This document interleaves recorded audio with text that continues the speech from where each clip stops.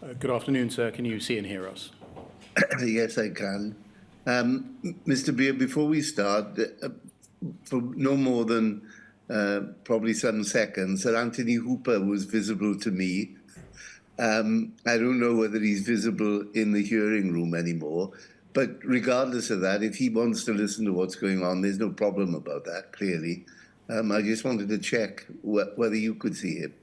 No, we can't, sir, and sorry to give you a fright. No problem. Thank you. Lord Arbuthnot, good afternoon. Hello.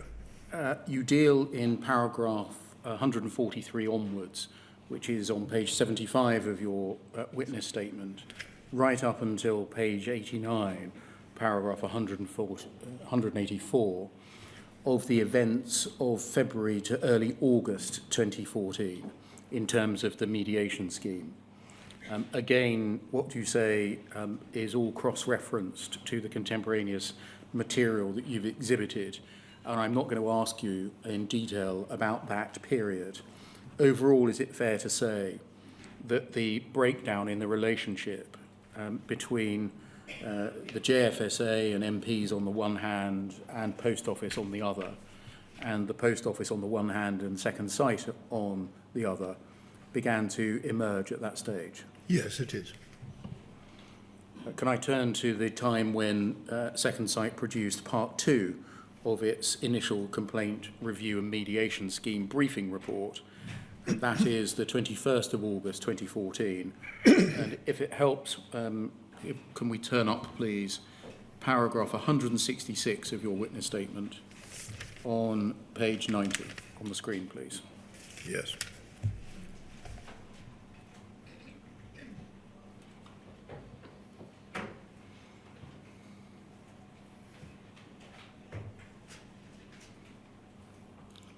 Page 90.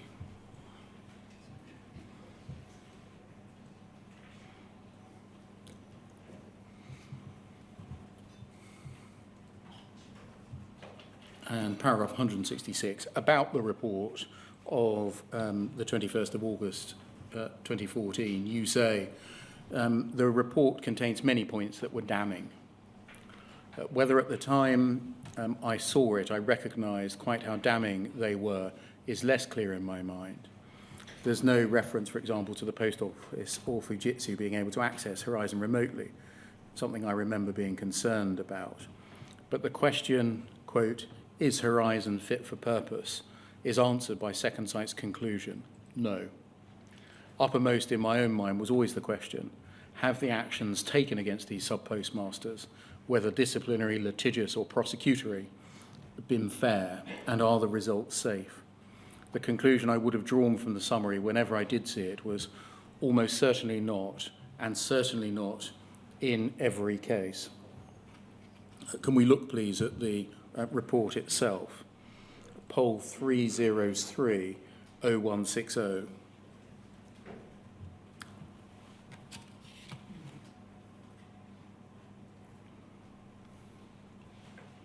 This is the report that you're talking about, the Part 2 Second Sight report. And I'm not going to go through it all. It's over 20 pages in length and it speaks for itself. Can I just look at one part, please? Page 22. Reading from the bottom, paragraph 22.1.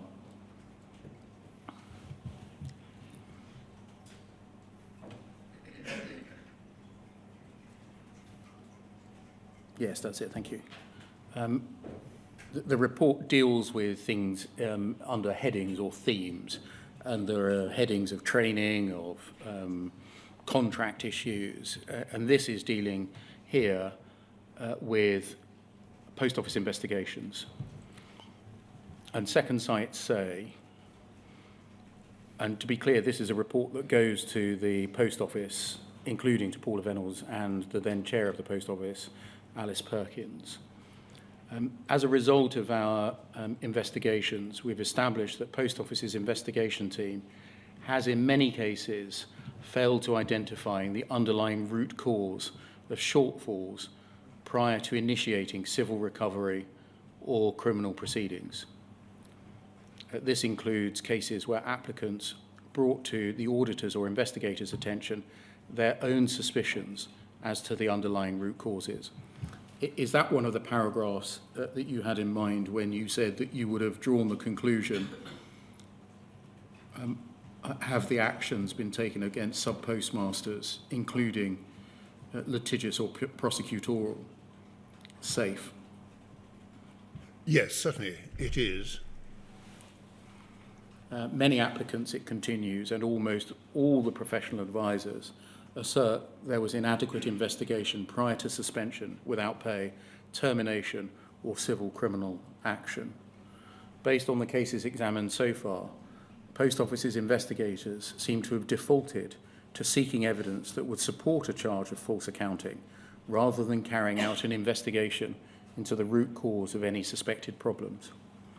Evidence to support a charge of false accounting is often easily obtained, since when confronted during interview with evidence of obviously overstated cash figures, the accused person will often readily admit to falsifying the end of trading period accounts. And over the page. With the exception of an interview conducted in accordance with PACE, we note that the interviewee is not allowed to be legally represented, although they may be accompanied by a friend, albeit with very limited powers. Interviews will usually be recorded, and when an admission has been made, this will virtually always trigger a guilty plea by the defendant, and often an associated repayment proposal. As a result, Post Office investigators seem to have found that recording admissions of false accounting was the key to achieving relatively rapid, and to the Post Office, inexpensive asset recovery. As a consequence of this, Post Office's investigators seem to have de-emphasised the importance of unearthing the true root cause of the mysterious shortfalls that applicants claim to have suffered. Even when faced with requests from sub-postmasters for investigative help, this has often been refused. Regrettably, this refusal to provide investigative support is in line with the standard contract.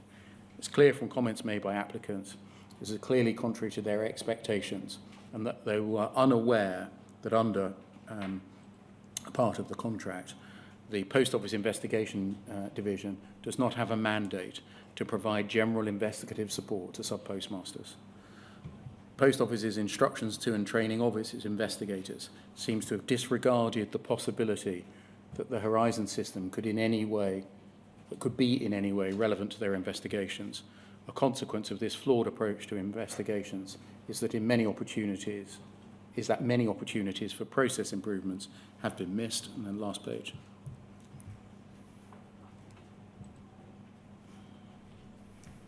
So I think that is the last page. Thank you very much. Is that the included in your description of the report containing many conclusions that were damning? Yes, it was an asset recovery process rather than an application for justice.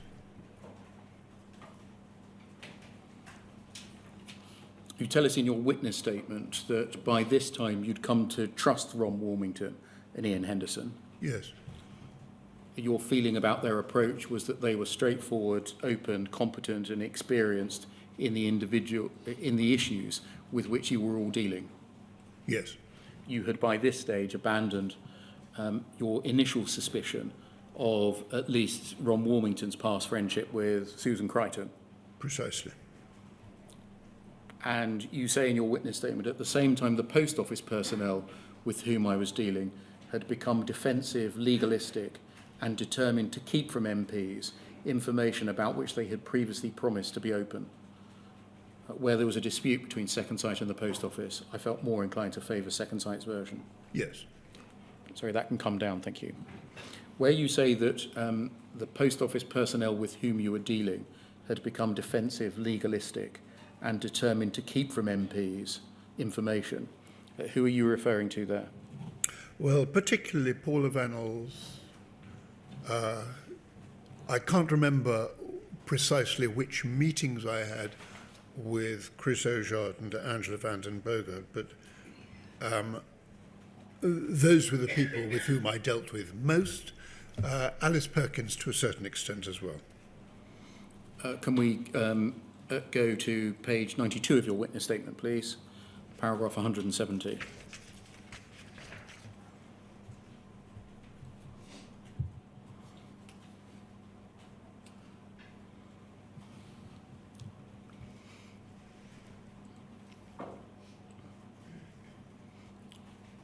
page 92, paragraph 170, and you, I'm not going to go to the letter because you summarise it here, that on the 5th of September 2014, Angela van den Boogaard wrote to Second Sight, asking Second Sight to reconsider their recommendation that a particular case was suitable for mediation. The reason she gave boiled down to the fact the applicant had pleaded guilty in court for false accounting and theft, so there was no basis left for mediation. And then skipping on in the same paragraph, you say, if the same logic were applied to all of the cases where there had been guilty pleas, then the basis of the mediation scheme would have been fundamentally changed. Was this one of the aspects which led ultimately to the breakdown of the mediation scheme? Yes. Paragraph 171. You tell us it had always been obvious that the mediation scheme wouldn't have been able to alter convictions in court. In the question you'd asked in Parliament, if we go over the page, you said we must look after them and try and provide them with redress, perhaps through the CCRC. Yes. Is it right, therefore, that you saw the mediation scheme not as a means of overturning or even questioning by the words used by Second Sight convictions themselves, but providing an investigatory platform and uncovering material that might itself lead to a reference to the CCRC? Quite. It would give rise to further processes overturning miscarriages of justice. Thank you. You deal in your witness statement, again supported by the contemporaneous material, with the Post Office's response to Second Sight's second report. Can I just pick out some key passages, if I may? Paragraph 178 on page 95.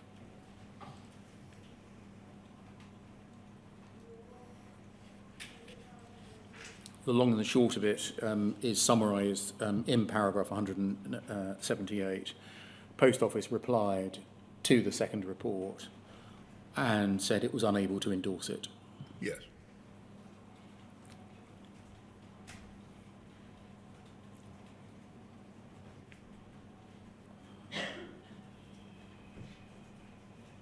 What did you think when the Post Office said that it was unable to endorse the report?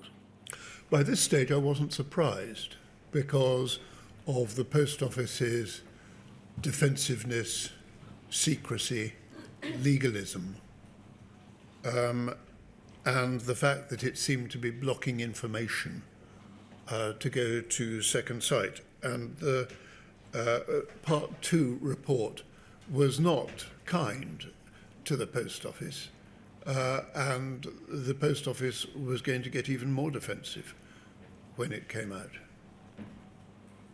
You tell us in the second part of paragraph 179, which is on the screen there, that when you saw the reply, you assumed from its tone that it had been drafted mainly by Chris Oyart, as it struck you as unconvincing, defensive, offhand, and designed to be obstructive. Yes. Why did you associate this reply with Mr. Oyart? Because I considered him to be unconvincing, defensive, offhand, and obstructive. This all culminated in a meeting in your office at Portcullis House on the 17th of November 2014. We can see that from paragraph 198 on page 103.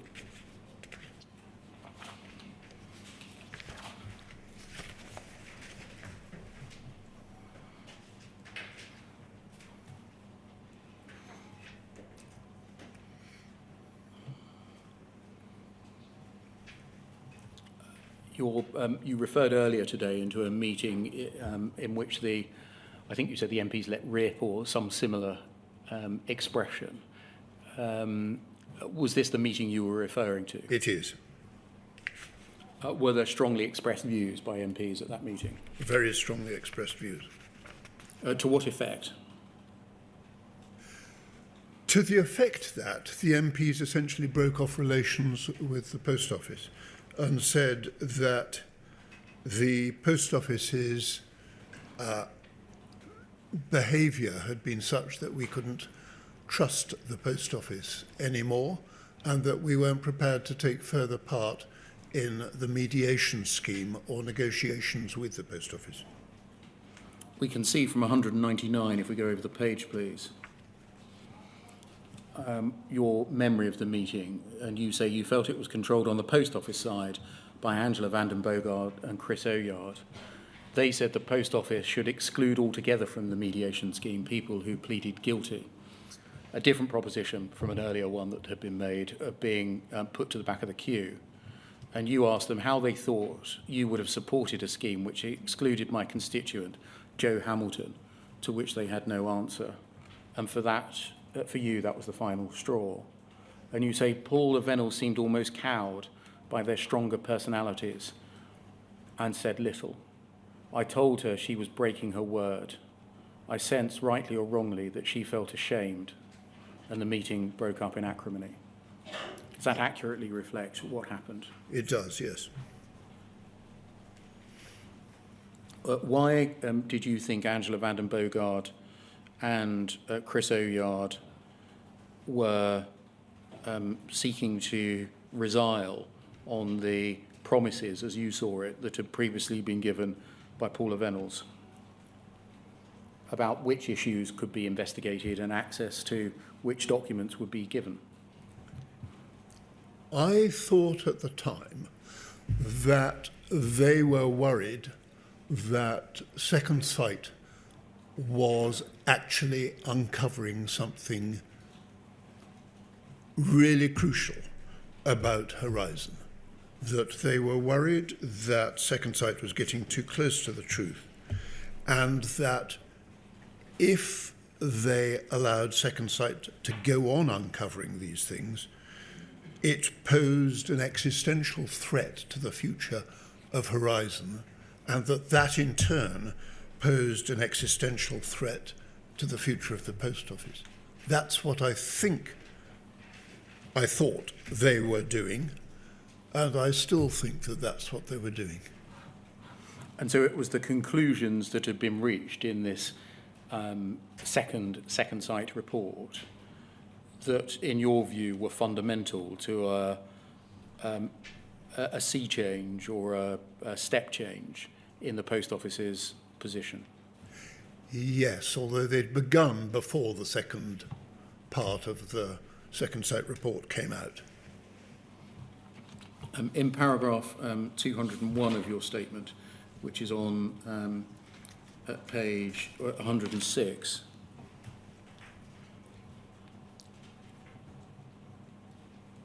you say that shortly after that meeting, Paula Vennells wrote to you rejecting a proposition that there should be a presumption in favour of Second Sight's recommendation as to who should go forward for mediation. Yes. I think what you've been suggesting is that if Second Sight suggested that an individual case should go forward to mediation, then that case should presumptively go forward to mediation.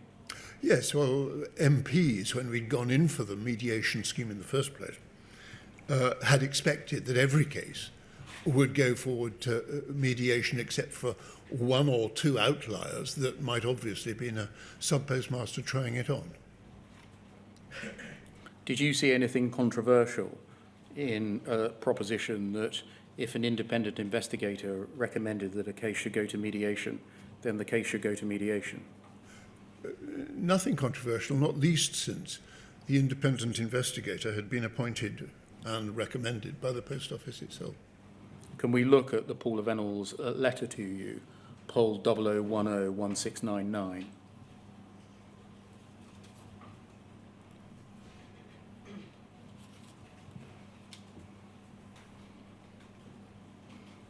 This is her letter to you of the 28th of November 2014. She says, thank you for meeting in your office on the 17th of November. I'm setting out the Post Office's position on the proposition put forward that there should be a general presumption that the Post Office will agree, save in a few undefined exceptional cases, to mediate all cases where this is the recommendation of Second Sight, regardless of their merits and specific circumstances. Having considered the proposition carefully and having discussed it as promised with my board, I've concluded I cannot agree to it. You tell us in your witness statement that this gave you a sleepless night or sleepless nights. Is that right? Well, this is what it seems I told Alice Perkins, yes. But I think the sleepless night came from the breakdown of the whole process. And so it wasn't specifically the rejection of this proposal. It was more that you could see that the writing was very clearly on the wall. Yes. Can we look at your reply then, please? Poll 00101700.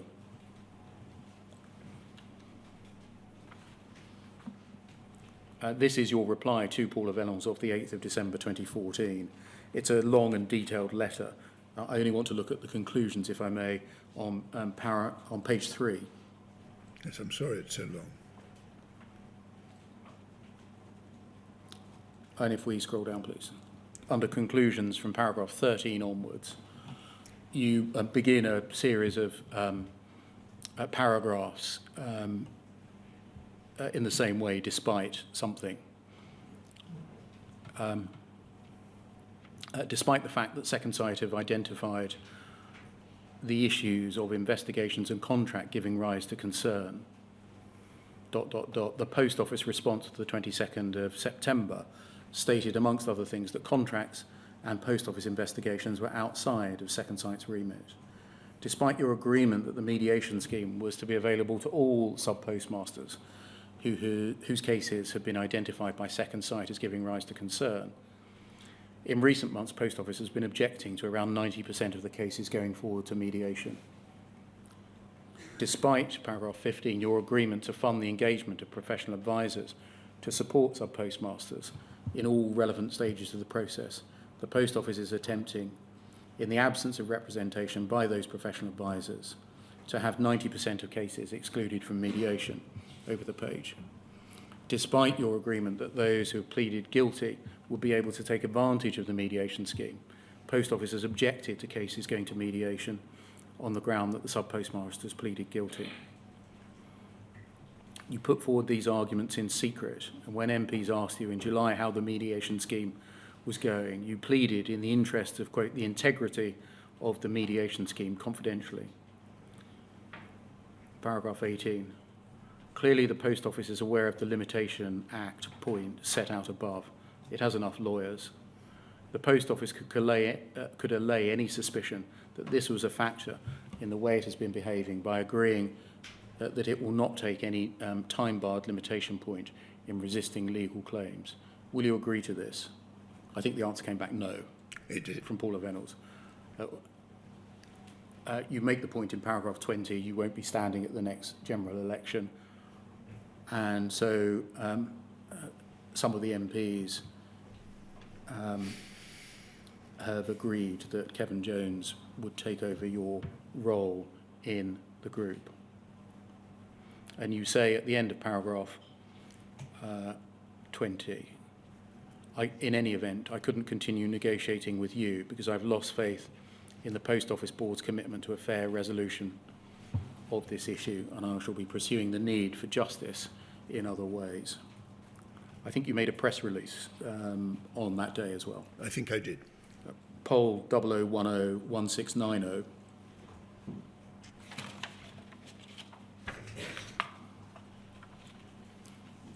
And under the heading MPs lose faith in Post Office mediation scheme, you're reported in the second paragraph as saying the scheme was set up to help our constituents seek redress and maintain the Post Office's good reputation. It's doing neither. It's ended up mired in legal wrangling, with the Post Office objecting to most of the cases, even going into the mediation that the scheme was designed to provide. I can no longer give it my support. I shall now be pursuing justice for sub-postmasters in other ways. Yes. And that letter, the conclusions of the letter that you wrote, and that part of the press release that I've read to you, mark the withdrawal on your side of the equation from MP's engagement with the Post Office and its mediation scheme. Yes. Can I turn to the termination of the scheme by the Post Office and look at page 137 of your witness statement.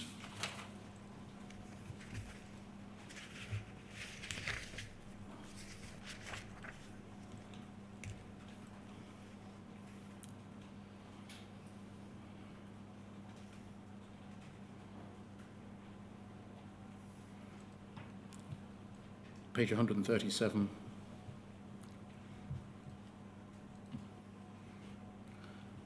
You say that on the 10th of March 2015, you heard via a Post Office press release that the Post Office had sacked Second Sight and disbanded Sir Anthony Hooper's independent working group. You thought there was a strong risk that the Post Office would try to suppress the briefing report that we've just read. So you wrote a letter to Paula Vennells making a Freedom of Information Act request. Is it right that they replied to the Freedom of Information Act request saying it was exempt from disclosure, but they were voluntarily going to give you a copy anyway? Yes. But why did you think that the Post Office would try to suppress the report?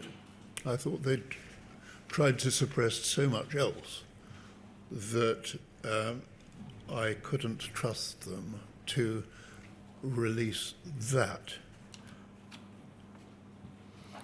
Thank you, that can come down.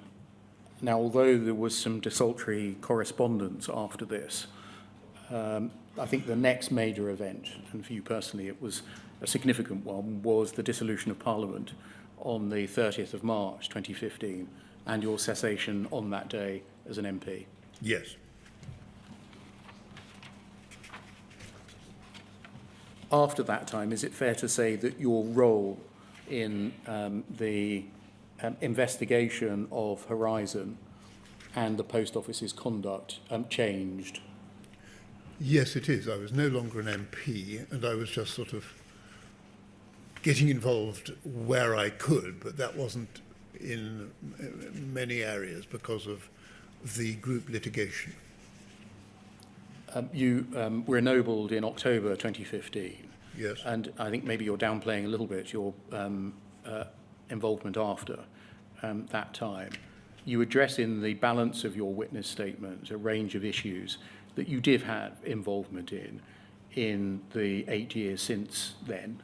Yes. They include, I'm just going to list them, the SWIFT review, paragraphs 277 to 279 of your witness statement, your involvement in and commentary on the group litigation, paragraphs 280 to 308, the emergence of the Clark advice and what you did when the Clark advice did emerge in November 2020, and you've told us immediately, you told us earlier that immediately you wrote to Lord Callanan, you wrote to the Speaker, and you wrote to the Lord Speaker. And you give commentary on the governance of Post Office Limited, governance by the government in terms of its management and oversight of the company that it owns, and the approach that ought to be taken by government to a body which is said to enjoy an arm's length relationship with the government. Yes. And you address finally your position on the board of the Horizon Compensation Advisory Board. Yes. And its efforts to secure redress. Yes. I've galloped through those last topics, which cover a period of nearly 8 years, at some pace. Lord Arbuthnot, is there anything else that you wish to say at this point concerning what has been described as a national scandal? I think that with the help of this inquiry, we are moving belatedly to the right place. And so I'd like to say thank you. So from my perspective, they're the only questions that I have for Lord Arbuthnot. There are no questions from court participants. Right. Well, first of all, Lord Arbuthnot, I assume that there may be persons in the room who would like to give you the same sort of appreciation that I precluded them from doing yesterday in the case of Mr. Bates. So I'm going to ask them to show similar restraint today, but that does not mean that I cannot thank you profusely for the efforts you have put in, and in particular, your support for this inquiry, because it should be known that you were one of the first people to engage with the non-statutory review, which was not welcomed by many people, but you thought it appropriate to give it what assistance you could. So throughout my involvement in this process, I have had nothing but help from you, for which I thank you very much. Well, thank you.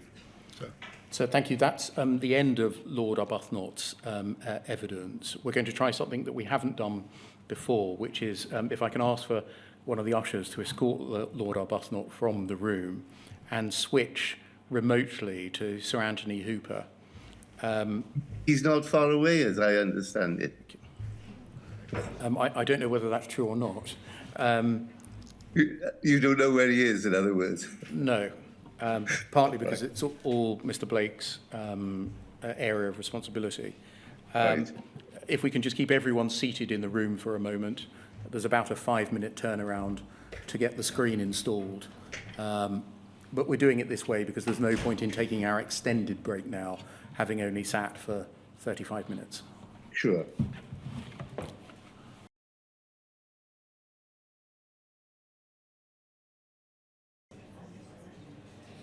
Okay. Good afternoon, sir. Can you see and hear me? Yes, I can. Yes. I should have said sir and sir. Thank you, sir. This afternoon's witness is Sir Anthony Hooper. You have granted Sir Anthony permission to appear remotely from outside of this country. Yes, and I facetiously said to Mr. Beer that Sir Anthony was not too far away, when of course I meant the opposite. He's quite far away. He is indeed. Thank you. Good afternoon, Sir Anthony. I'm the usher and I'm going to take you through the affirmation. Can you hear me okay? I can. Thank you. Please can you repeat after me? I do solemnly, I do solemnly, sincerely and truly sincerely and truly declare and affirm declare and affirm that the evidence I shall give that the evidence I shall give shall be the truth, shall be the truth, the whole truth, the whole truth, and nothing but the truth. and nothing but the truth. Thank you. Thank you very much, Sir Anthony. You should have in front of you on a screen or beside you a witness statement that I do. has the unique reference number WITN 004300100. That is dated the 8th of March of this year, is that correct? Yes, I have it before me. Thank you very much. Could I ask you to turn to the 5th page where there is a statement of truth? Yes, Can you confirm that that is your signature? yes, And can you also confirm that that statement is true to the best of your knowledge and belief? yes. Subject to 2 small corrections. Thank you very much. Shall we make those corrections now? Where are the corrections in your statement? Paragraph 7. Yes. In the 3rd line from the bottom, I wrote the figure 25. Since I wrote that statement, I've seen evidence which suggests that the figure should be 15.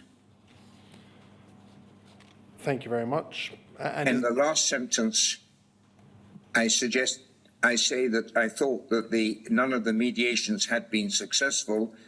That is true. That is what I thought.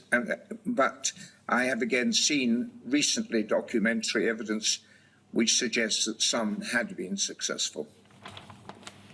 If so, I knew nothing about it. Thank you very much. That statement will be published on the inquiry's website in due course and forms part of the inquiry's evidence. I'm going to ask you some supplementary questions this afternoon. You'll be well known to the lawyers in this room as a former Court of Appeal judge. You also sat as part of that role in the Court of Appeal Criminal Division. Is that correct? Yes, for 7 or 8 years. And For the whole of my career as a High Court judge and as a Court of Appeal judge. Thank you. You were a High Court judge before you moved to the Court of Appeal, hearing both criminal and civil proceedings. Is that correct? Yes. And before that, you were a practicing barrister. Yes. You retired from the bench in 2012 after nearly 20 years on the bench. Yes. And now, amongst other things, you are the Deputy Chairman of the Ethics Council of Ukraine. I am. I'm going to begin by looking at a document that predates your appointment. Can we please look at poll 001588062, please? This is an email chain of the 6th of September 2013. And if we scroll down to the bottom of this page, we have an email exchange between Paula Vennells and the company secretary, Alwyn Lyons. And we see there in the third paragraph, it says, Kay Linnell suggested Anthony Hooper. He does know and is interested in being considered, although we do not know how much he would cost. Do you recall being proposed for the role that you subsequently took up by Kay Linnell of the Justice for Sub-Postmasters Alliance? Yes. And do you recall how it is that you came to be proposed in that way? I think I remember that Kay Linnell and I were on a professional body together, and I think we discussed it. Thank you very much. And if we scroll up to the top, we have the response from Paula Vennells. And she says, really helpful. From what I've heard about Hooper, he sounds a good prospect, especially in view of who nominated him, provided we can be reassured that he will be even-handed because of that nomination provenance. If we look at the bottom email, please, if we could scroll down to the bottom of the page and over to the next page. We're here in 6th of September 2013. Over the page, please. There's one other paragraph that I'd like to draw to your attention, and that's the penultimate paragraph.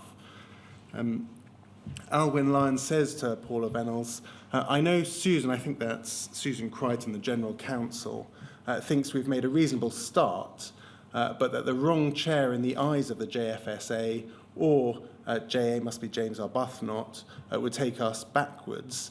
And if we're going to transition Second Sight out of the equation, a chair who is strong and will take a decision based on facts, whether it will be in Paul's favour or not, will be a great asset.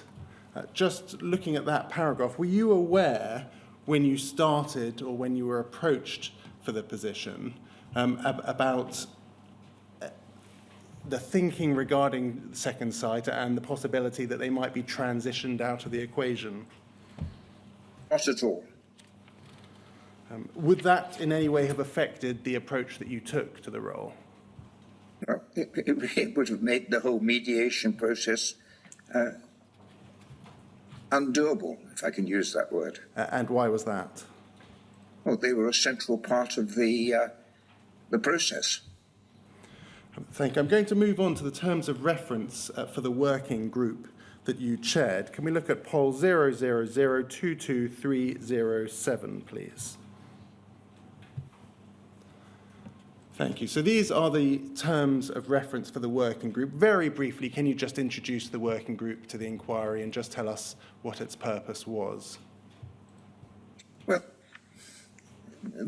background, of course, was the Second Sight report and earlier investigations. And if you look not at this document, but the other document which emanated from the Post Office, they were saying that they believed the Horizon system to be robust, but they were prepared to hear from, through this scheme, from sub-masters who took the view that it was not robust. It had serious failings. So it was a scheme designed to see whether or not the complaints from many post office SPMs about the workings of Horizon were substantiated or not. And how would that relate to, for example, mediation? Well, I think that was the second part of it, is that I think the post office said at least that they wish to settle or might wish to settle some of the claims. So having gone through the procedure of the scheme, then there was an opportunity to mediate. I mean, if I can deal with it very, very briefly, we had about 150 applications. The applicants completed what was called a case questionnaire. That was looked at by Second Sight to see whether or not it contained sufficient information for an investigation, and that sometimes was sent back. That was often prepared by legal advisors who received some funding for that from the post office. If Second Sight were happy with the case questionnaire, we admitted them into the scheme. That was followed by the post office carrying out an investigation and producing a report. That report then went to us and to me and to the members, but to Second Sight, and Second Sight then prepared what was ultimately to be called a CRR, a case final, a case report. I can deal with the problems later, but that was the scheme. And then there would be a decision as to whether to mediate. The Second Sight would give its view as to whether this was suitable for mediation, and then there would be a vote on it. And there were only two members of the scheme, namely the Post Office and the JFSA in the form of Mr. Alan Bates. And so if the two of them couldn't agree, I had the deciding vote. But we can look at that if you wish to do so, the whole problem of the mediation. That's a very helpful introduction, and in light of that, we can skip through this terms of reference quite quickly. We have on our screens at the moment paragraphs 1 and 2, which sets out the scope and the members. If we scroll down the page, please, we have the objectives of the overall scheme. And then over the page, we have the role of the working group. At the bottom, we have you named as the independent chair. And then over the page, please, as you've just said, paragraph 7 sets out the decision-making process where members shall attempt to agree all decisions unanimously, but if a decision can't be reached, then it goes to a vote, and you had the casting vote in the event of disagreement. There's one paragraph that I would like to ask you about in respect of the terms of reference, and that's paragraph 2.4, which appears on the first page. It says at 2.4, in conducting working group business, Post Office may act in a manner that promotes its own interests. Likewise, JFSA may act in a manner that promotes the interests of applicants. Are you able to assist us with how you understood that provision? I don't think I ever did understand it. Did you understand the process to be an adversarial process, a cooperative process, or something else, in theory? In theory, a cooperative process. So paragraph 2.4 wasn't intended to set up some sort of adversarial process with each side pursuing their own interests? No. I can't. It may have been explained to me at some stage why it was there, but I have no recollection now why it was there. And reading it, it doesn't make much sense to me. It's pretty obvious that the Post Office are going to look after its own interests, and the JFSA would do likewise. We started today in September 2013 when your name was first mentioned. These terms of reference, we'll see, were finalised in March 2014. In between your appointment and the finalisation of these terms of reference. What was your initial work? What did that involve? I don't think my work ever changed. I didn't know that I had forgotten that these were much later, but the way I ran the scheme as the chairman was exactly as I have described, and we started working as soon as we got going in October 2013, November. Thank you very much. I'm going to take you to an email exchange in January 2014, so relatively early on in the scheme. Can we look at poll 00301-427, please? This is a discussion between lawyers at Cartwright King and Bond Dickinson. Could we please start by looking at page 4 and over to 5.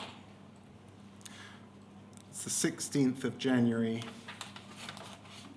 2014.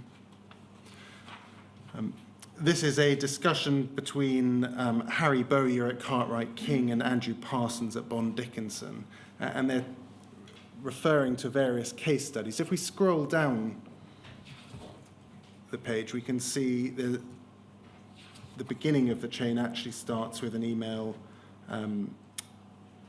between Andrew Parsons and Martin Smith. Sorry, thank you very much. And it seems as though they're preparing case summaries for you already in January 2014. What was the purpose of those case summaries? I think these are quite outside the scheme, if I'm right in memory. And please, I remind you that this happened a long time ago. As I remember, there were about 4 cases in which were had gone past the charge stage and were to go to trial. And I obviously was concerned, not really in my position as a chairman, but simply as someone who wanted to make sure that there were no wrongful convictions. So I think I asked to look at the case summary, and I think I suggested that I would hope that these 4 cases would be dropped. That's my memory. Thank you very much. Could we scroll up, please? And that is consistent with this email that's currently on screen, where Andrew Parsons refers to, for example, 4 cases where it would be useful to set out the next steps in the investigation process and when we expect a summons to be issued. No, I should add, sorry, I'm sorry to interrupt you, I should add that the JFSA was aware of these prosecutions and was anxious, wanted to know what was going on. And I think I said, well, look, I'll do my best to see if I can give any help in this area. But it was really outside the terms of reference of the scheme. Thank you. If we could scroll up, we see a response from Harry Bowyer. And in respect of a number of cases, he refers to the potential need for an expert to be instructed. So we see there the case of El Kasabi, and he says, were this an English case and I were prosecuting, I would probably be happier with an expert instructed. If we scroll down, the case of Kaur, he also says the only way out is an attack on Horizon for which we will need to instruct an expert. And then Darren King, he says, again, the obvious way out is an attack on Horizon and an expert will be necessary. Thank you. Can we go on to the email before in the chain that's on page 3, please? There's a response to those summaries from Andrew Parsons of Bond Dickinson, and he says as follows, would it be possible to incorporate these comments into the case summaries so that this information can be passed to Tony Hooper? This will probably need a little rewording / bit more contextual information, given that Tony is not aware of the issue with the Horizon expert as yet. Now, that appears to be a reference to the issues that had been identified relating to Gareth Jenkins and Mr. Clark's advice of the summer of 2013, which is well known to this inquiry. and that advice raised issues with bugs, errors and defects that hadn't been disclosed by Mr. Jenkins when giving his evidence. Were you aware at that stage, so January 2014, of any issue that the Post Office had with their Horizon expert? To the best of my recollection, I was never aware of the issue around Gareth, and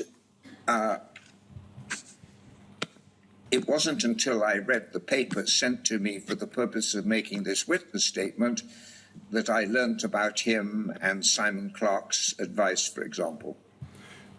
Would you have expected to have been told about that issue in the role that you had for the working group? Well, I think if there was going to be total transparency, I ought to have been told, or the working party ought to have been told, that they had abandoned a witness who had given evidence or made statements in a number of criminal cases, and that they had abandoned him because he stated something that there were no problems with Horizon, which, as I understand reading the papers, was simply not true. So yes, I would have liked to have known it. I'm not sure how much I could have done with it, but I would like to have known it. If you had been told that on the 21st of January 2014, how would it have affected the work that you were undertaking in the scheme? For example, with relation to convicted individuals, sub-postmasters, and the mediation Yes, of those cases. I'm sure it would have done. I mean, we did look at convicted SPMs, and obviously I suppose it would have helped me to know that, but it would depend a bit more on the facts of the individual case. Thank you. I'm going to look at some meeting notes. Can we start with poll 001 00335, please? This is a note of a meeting of the 24th of February 2014 with Paula Vennells and Chris Ojard of the Post Office. Can you assist us? Paragraph 1 refers to it being an off-the-record meeting. Do you recall the background to this meeting, who asked for it and who asked for it to be off the record? No. Were those kinds of meetings with the Post Office typical, expected, or something else? For meetings to be one-on-one without, for example, the other members of the No, scheme? I made it clear to the working group that I was from time to time meeting Paula Vennells. Thank you. If we could look at paragraph 2, and I'm going to just read out some of the second half of that paragraph. It says there, it was also explained that the cost of the scheme was currently running at around £5 million, and that Second Sight had estimated the compensation costs could be up to £50 million. The scheme had therefore moved a long way from its initial positioning as something, the outcome of which in many cases might be an apology and or a small gratuitous payment. What do you recall in relation to the reference there to the scheme, the cost of the scheme being far greater than it had been anticipated? Well, I think, again from memory, conversations about a small gratuitous statement, I think I made it clear that it would be much more than a small gratuitous payment in some cases. And did you understand when you took on the role that it would be something less significant or more significant than had been anticipated? Well, I mean, they were very early days when I took on the role. What I knew about what we now is the Post Office scandal came from reading Private Eye, Computer Weekly, and obviously following what Lord Arbuthnot, now Lord Arbuthnot, and his fellow MPs were saying. I had very little knowledge other than that. So I wasn't in a position at the outset to say it would be a small amount or a large amount. But when you look at the figures involved, the one I mentioned in my statement, 60,000, it wasn't likely to be a small payment. And to what extent were costs matters that were raised by the Post Office in conversations that you had with them over the years? The cost of the scheme? Well, I'm sure from time to time they complained about the cost of the scheme, but that wasn't the cause of our problems. We started today by looking at that reference to second sight and the possibility of taking them out of the equation.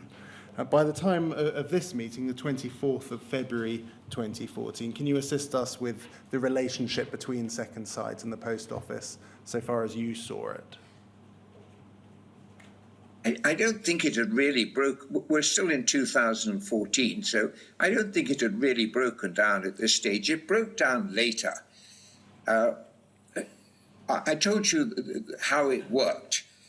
So the Post Office would produce an investigation report, and then Second Sight became disenchanted and very critical of those investigating reports and criticized them.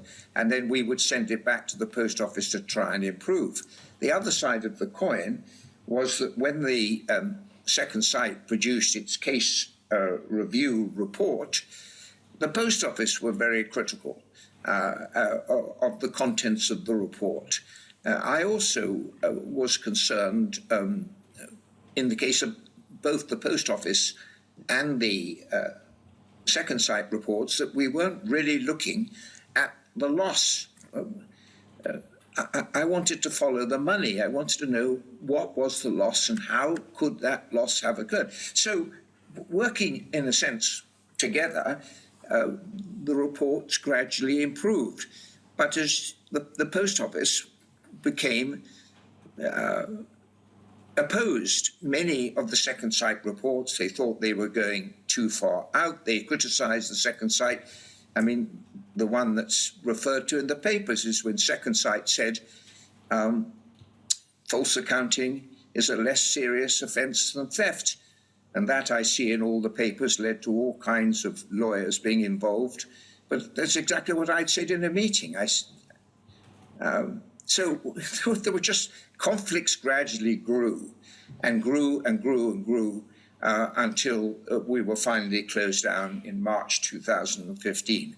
So I can't tell you at what stage it disintegrated. It was a slow disintegration. I'll be taking you through some of the meeting notes to see that disintegration. If we could start on this document and look down at paragraph 4, please. The discussion between yourself and Paula Vennells, you say there, it says there that TH, that's yourself, agreed that Second Sight were very resource challenged and it would be difficult for them to meet the current timetable. Can you assist us with the reference to resource challenges, please? Well, you all know better than I am, Second Sight were two people, and then they brought in, I think, one, possibly more assistants. We had 150 cases coming through. Two people would find it very difficult to turn round the case review reports, as well as doing their work on the case questionnaires, in the time that we wanted them to do it. And was that because there were more cases than anticipated, or because Second Sight had been instructed with, for example, too few individuals assisting them? I can't tell you about the second. I'm sure we had much more work than was anticipated. They were a very small company, and I praise them for all the work that they did, and obviously I worked closely with them. But there was no way they could keep up. Did the number of cases take you by surprise? Not really, in the sense that I just didn't know. I didn't know how many would come forward. The paragraph continues, that said, your view was that Second Sight were trying to be objective and that they had a difficult path to tread. that in order to their job properly, in your view, they would need to express an opinion on the merits of each claim. In your view, this was something that they found hard to do. Just pausing there, can you assist us with that, please? Well, these were very complex and difficult cases that we were looking at and that they were looking at. And throughout the whole of the time of the mediation scheme, the Post Office were maintaining over and over again that the Horizon system was robust. There was nothing wrong with it. And so when you are producing a report, when you're looking at an applicant's case, it's understandable that you would want to say something about the merits. As I say in my witness statement, I tried to make it clear to Paula Vennells and to the chairman that the Post Office case didn't make sense.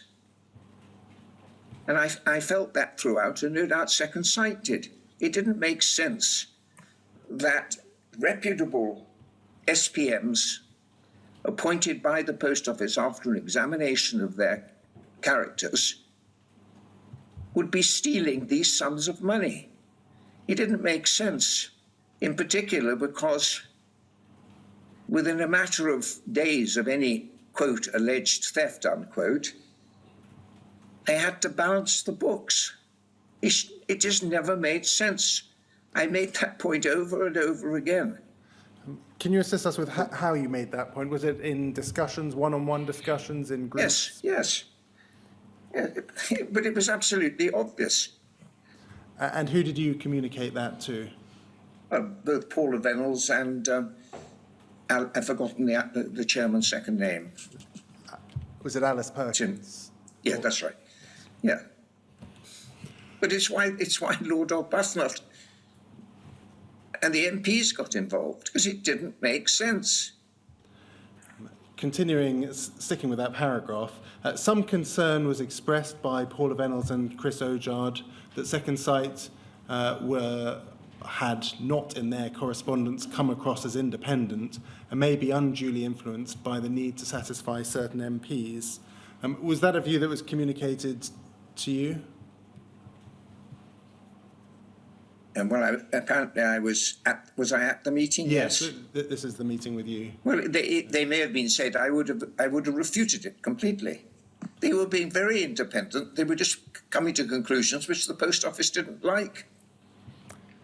Thank you. Paragraph 5, various options were discussed, and it seems as though the Post Office were suggesting a number of different options. 1 was terminating the scheme, 2, restructuring the scheme, 3, augmenting Second Sight's resources, 4, reworking the process in the scheme and streamlining it. And then we move on. It says, TH's strong contention was that the Post Office should take no precipitous action until such time as Second Sight had produced, say, 5 reports, and until we had seen their thematic report. He noted the adverse PR consequences of terminating the scheme and also offered to make himself available to talk to the board to explain why he considered this approach appropriate, should that be necessary or desirable. Do you recall saying that? Is that a fair reflection of the words that you spoke? Very much so. Very much so. I thought it was ridiculous to close down the scheme at this stage when we were still at the very early stage. As you can see from that paragraph, Second Sight hadn't produced as many as 5 reports. We were waiting for that. So we're very early days.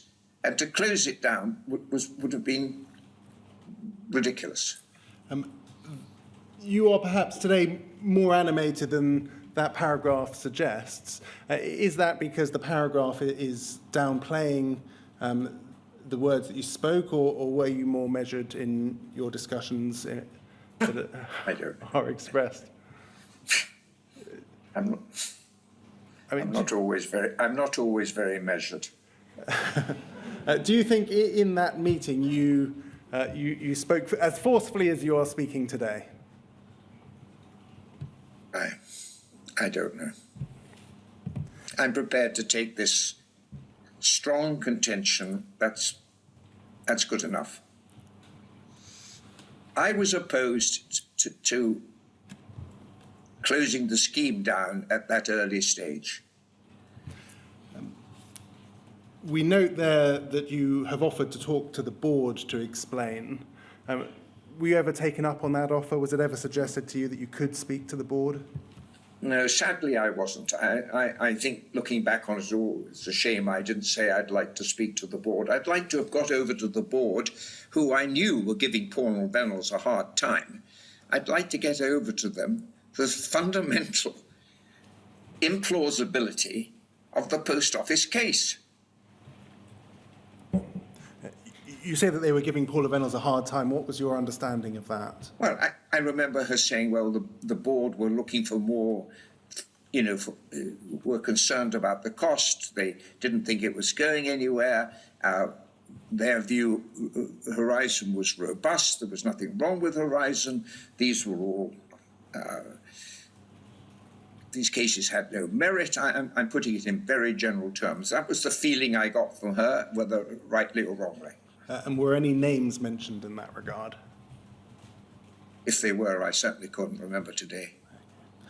Moving on to paragraph 7, it says the quantum of compensation payments was discussed, and I think this is the paragraph that you were referring to earlier.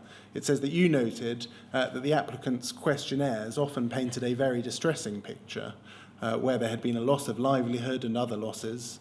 Your view was that should the evidence show that the Post Office had not acted properly, then the amount of compensation payable could be quite material.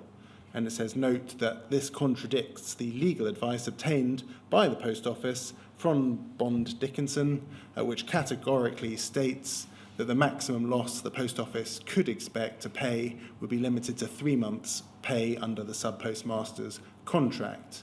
It's not entirely clear whether you had in mind criminal cases only when you made those comments. What did you have in mind when you made those comments? Both civil and criminal. If someone had been sued, what was the man who went to the High Court and was ordered to pay £300,000 of costs to the Post Office? I can't remember the exact case. But all those who had lost their livelihood, I didn't think the result was going to depend on some minute reading of a contract. And did you make that clear in that meeting or in other meetings? I made it clear that there would probably have to be substantial payments. I mean, when one looks at the newspaper today, we're talking about over $500,000. Was the advice from Bond Dickinson ever shared with you? Were you ever told that the Post Office expected to pay far less? Well, I was obviously, I don't remember. I probably was told that they had not expected to pay a lot. I was probably told that. I don't think I saw any Bond Dickinson advice, and I don't know what they founded that advice on. I'm going to move to a number of meetings of the working group. Can we start with poll 000-26656, please? We're now on the 7th of March 2014, and we see there, if we scroll down, that's when the terms of reference were agreed. Was it likely that there were several meetings before this meeting, or was this the first official meeting? I would have thought there must have been meetings before March. I'd be very surprised if that was the first meeting. And can we please turn to page 4, where there is reference to the second site report. So you've talked us through already the difference, the process that is involved, where there is a Post Office investigation report, first a questionnaire, then a Post Office investigation report, and the final report is a second site report. Is that correct? Yes, bearing in mind that as we progressed, we sent the report back to the Post Office to deal with the complaints made by Second Sight, and we sent the Second Sight reports back to Second Sight to meet the complaints made by the Post Office. So it wasn't an easy, smooth process. It says there the working group had agreed as a temporary procedure for the first 3 or 4 second sight reports that it would review the reports alongside the Post Office investigation reports to satisfy itself that the package of information would provide the mediator with what was necessary for a successful mediation. Yes. And then it refers there to second sight reports, and these are things that we will see over the course of this phase of the inquiry, reference to M numbers. Those are the reports that are produced by second sight, are they? Or Yes. the case Well, references. no, M was the number of the applicant. Thank you. And And I should add, I think it is clear somewhere in the papers that it was not our task to look at the merits. it says there that as a result of the discussion, the working group agreed that the second sight reports needed to be revisited, and it sets that out there. Can you give us your initial impressions of both the second sight reports and the Post Office investigation reports as to their qualities? I think that's a very hard question. I wanted the second sight reports, as it says there in A, to really concentrate on the losses and the surplus so that the mediator could understand what was the amount of money involved. So I was stressing that.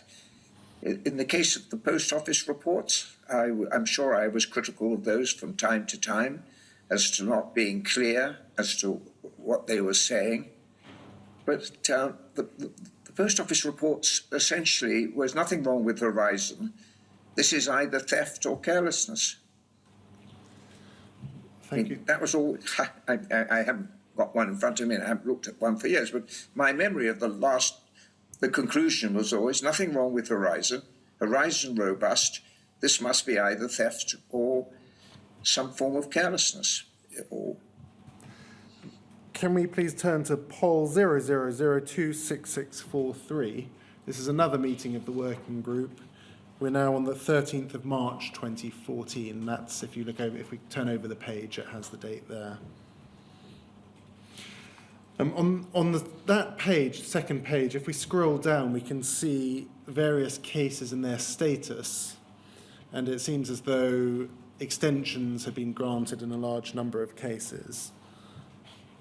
And if we keep on scrolling down. No, let's just stop there for a moment.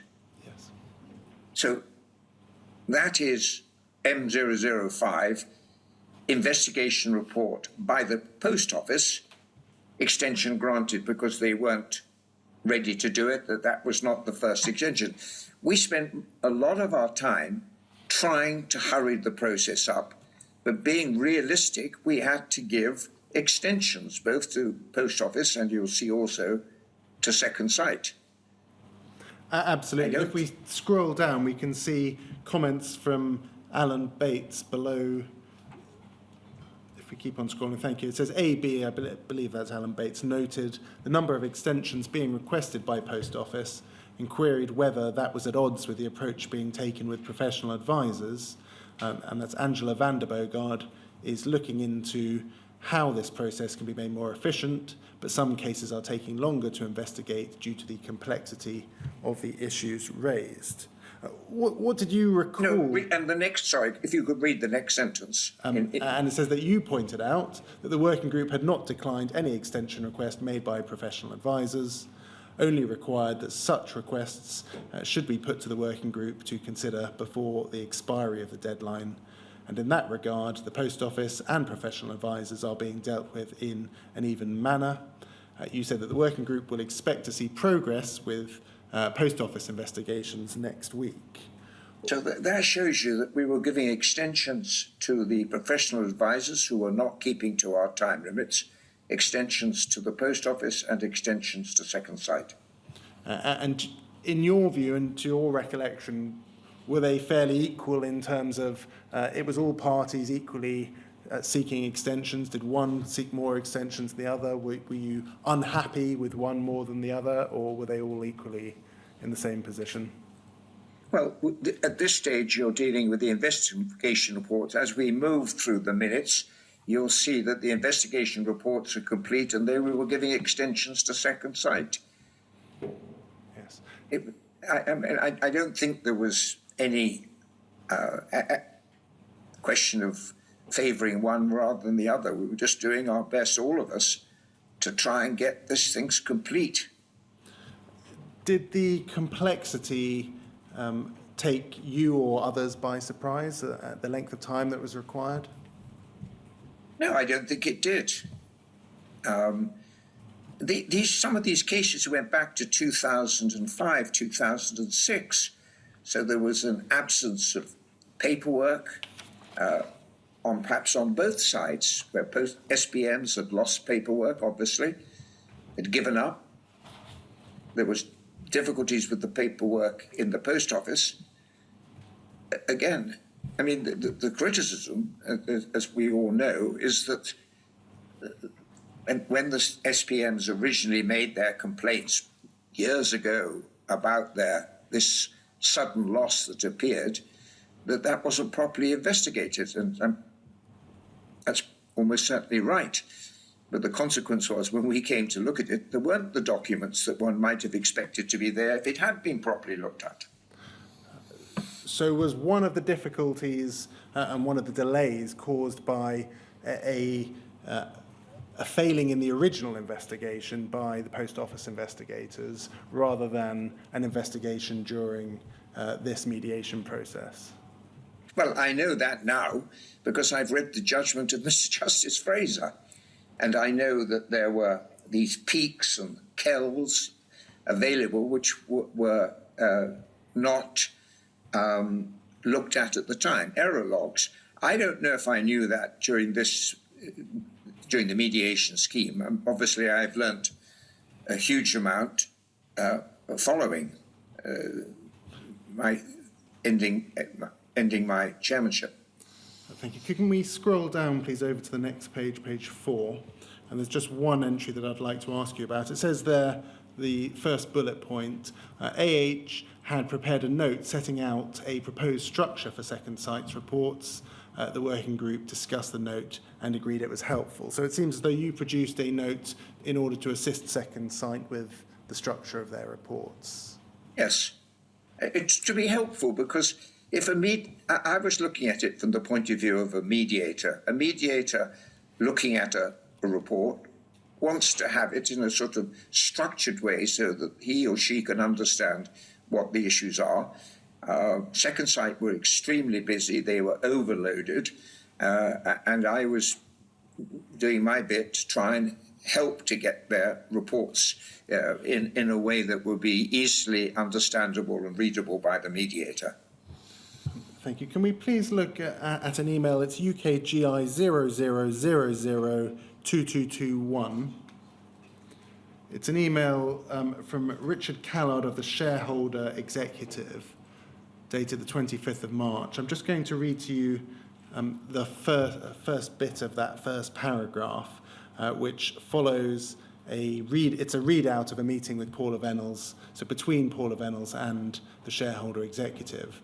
It says, apparently Chair Tony Hooper has sent the Second Sight reports back to them to be rewritten. He considered them to be substandard and unsubstantiated. And then it says, not sure those were his precise words, but the sentiment was certainly there. And Tony Hooper has also decided to give Second Sight his idea of what the general framework paper should cover. So clearly his faith in Second Sight is waning. Whilst we could capitalise on this, Paula is a bit worried of forcing the point too much, i.e. We should let him draw his own conclusions. He might start to rebel if he feels he is being pushed in that direction. Is that a fair and accurate reflection of your position? Do you think that Not at all. I did not think they were standard. I didn't think they were unsubstantiated. My faith in SS was not waning. I just thought the reports could be written more clearly.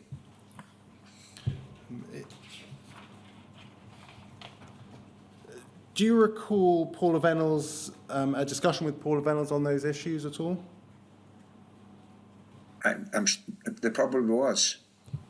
And can you assist us with why you consider it may be that there's a difference in opinion between the two of you regarding that discussion? Well, I can't help you.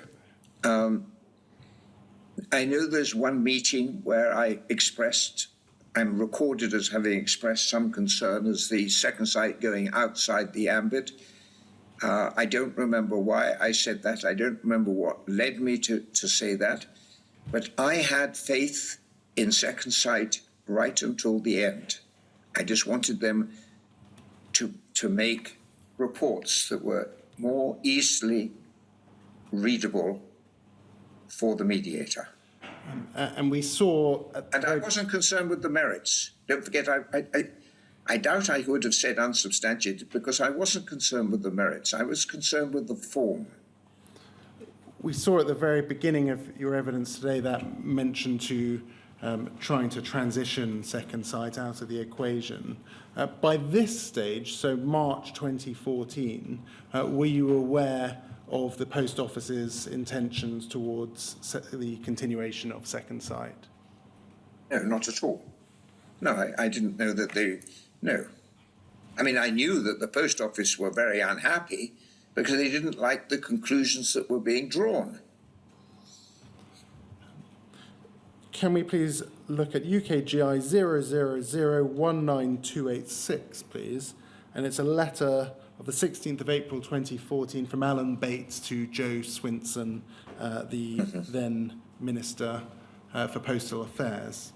And he there expresses some concerns about the progress of the initial case review and mediation scheme.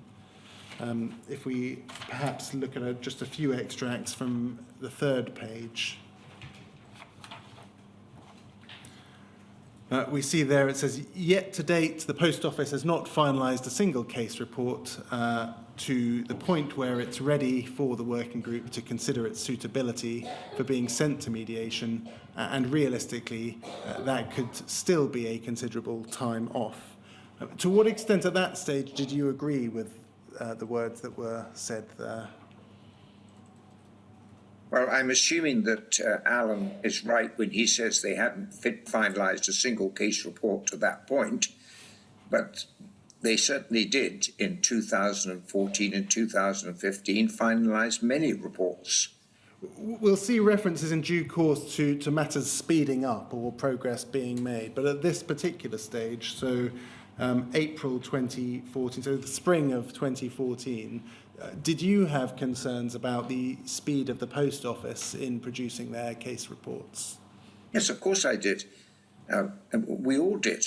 And that's why we gave them time limits. We granted extensions.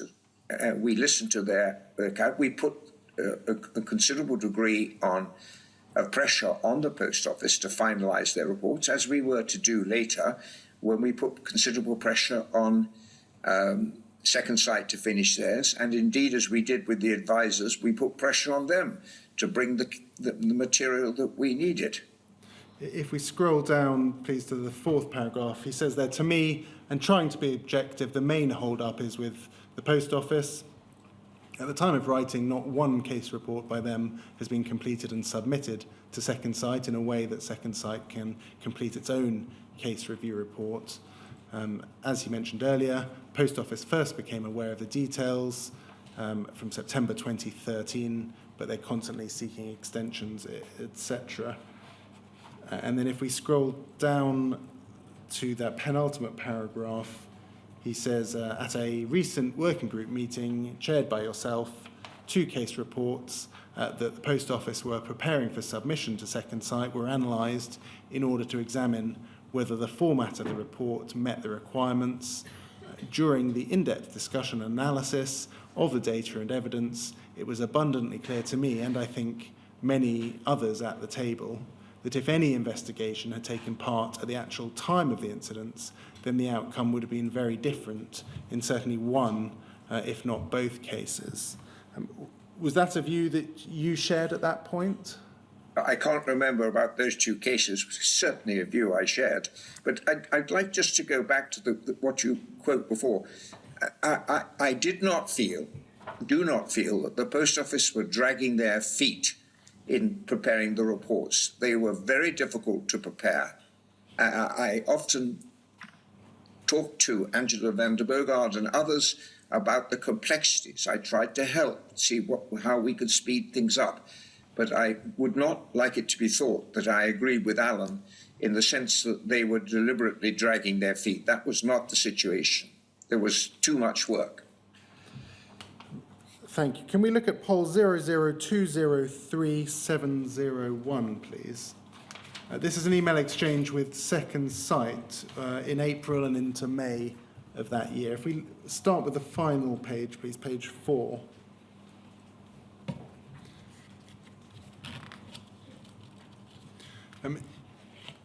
You seem there to be mediating between Second Sight and others in the sense that you say halfway through your email there that, as you've said before, if they're dissatisfied with a Post Office report, then they should explain that in their report, where they're dissatisfied, and leave it to the mediator. Can you assist us there with your concerns? Well, I think trying to speed things up, the danger was that we'd just go back and forth. Second Sight would criticise the Post Office report, then the Post Office would look at it again and make a change, and then it would come back again. And I think probably what I was trying to do there was move things on by saying, look, if you're not happy with it, explain why you're not happy with it, and then leave it to the mediator. I think I was trying to speed things up. That's, I believe, what I was trying to do. If we scroll up, we see a lengthy response from Ron Warmington of Second Sight, and he explains, for example, he gives a couple of different case references on page 2. There we go. If we stop there, MO 54, if we look at the final, the very bottom of this page, he says that in that case, the regrettable, if we scroll down, please, the regrettable, it's the very end of the page now, so if we could scroll down a little bit more. This regrettable delay is a direct consequence of the Post Office failing to conduct a proper investigation, either at the time or when preparing its investigation report. And then he refers to another one, M127, where the report contains a lot of brand new material and much of it poses new questions, some of which, as it happens, we've already put to the applicant, but they may need to be other questions that will need to be answered. Can you give us a sense of the various frustrations on all sides with regards to the scheme and the speed at which things were being actioned? Yes, of course. If we look at the first page, you say to... I mean, that page is just typical of the debates we were having and of the complications of trying to sort things out. Yes, and I think if we scroll to the first page, you say that you'd like to draw that specific email to the attention of the working group. If we scroll, scroll down. Yes, that's right. I think didn't I put a copy of the email before the working group so that we could discuss it? Absolutely. And in fact, I'll take you to the minutes of that working group, and that will be the final document that I take you to before we take our mid-afternoon break. Can we just look at poll 000-43627, please?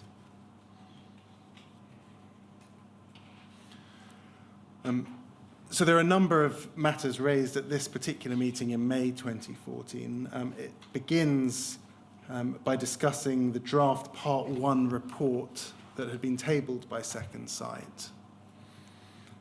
And you can see there a number of generic points were made by the Post Office. They say the starting point for the report did not ring true as the draft was set up as a supporting document for the thematic report, and that was not the purpose of the document. Opinions should be taken out of the document and moved into the Second Sight thematic report.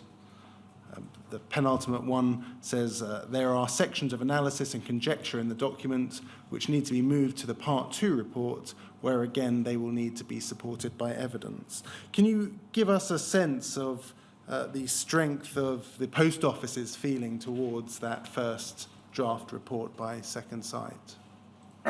It's accurately reflected there. They were unhappy with it. And what was your view? Well, I was an independent chairman. I was not in a position to make an assessment. I was trying to be independent, so I would want to listen to what Second Sight said about it. Can you give us an idea of the atmosphere within the meetings themselves by this stage? And was there a sense of... No, I think generally civilized. Generally,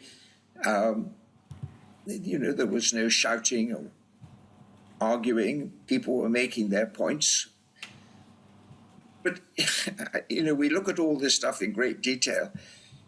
But the Post Office would not budge from their position that the Horizon system was robust. If you take that as your starting point, that there is nothing wrong with Horizon, then anything which tends to criticize the way that the Post Office handled a particular case or how the evidence supporting a particular applicant's case, it's going to be criticized because it's got to be wrong. Why has it got to be wrong?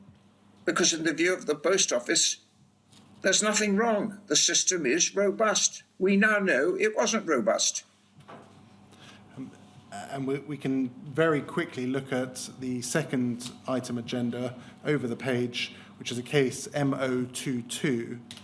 And you say there, it says there that the chair opened the discussion by inviting the working group to comment on the report's style only and not on content.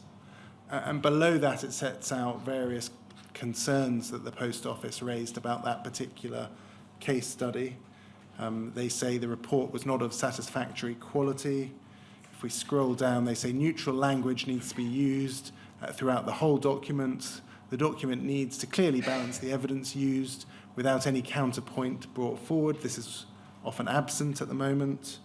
If we scroll down over the page, they say the scope of the report goes beyond Second Sight's area of expertise, for example, commenting on whether or not a case was suitable for police investigation. Is this an example, as you've just said, of a mindset that is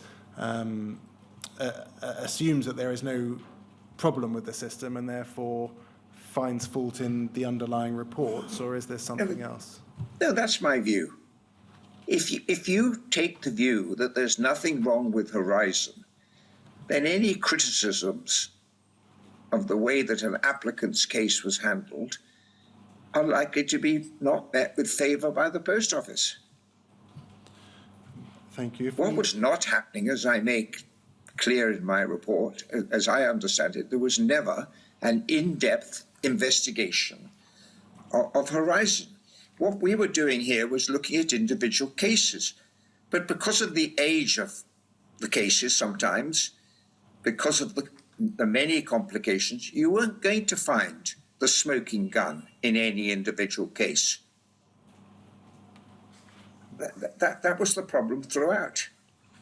And very briefly, just before we break, if we scroll down, we can see there, as you've said, the correspondence between yourself and Second Sight is referred to there.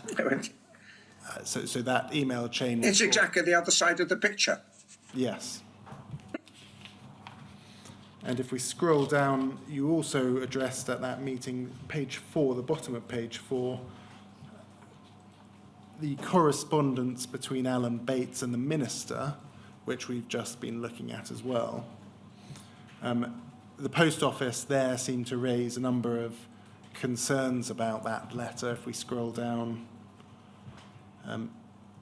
they felt that he had broken the confidentiality, factual inaccuracies, etc. And then Mr. Bates comments on that below.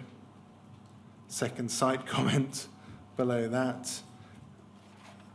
It says, in closing, the chair commented that he felt that Alan had not been fair to the Post Office over their investigation reports, and he would write to that effect. Can you assist us with that? I mean, I did. I felt that, and I told Alan that I thought that he'd been a little unfair. We're not talking here about the merits, we're talking about procedure.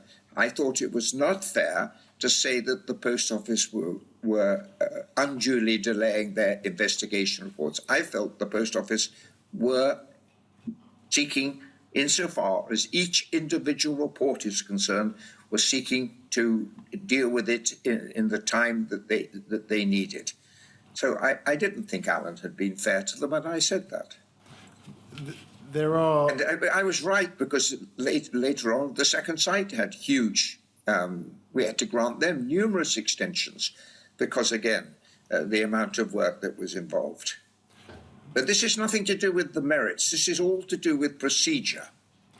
And with regards to procedure, were the various positions quite entrenched by that stage, or were... Well, I spent my time over the, 18 months I was a chair, trying to resolve these issues as well as I possibly could. And what did you see as the barriers to resolving those problems? Or the principal barrier to resolving those problems?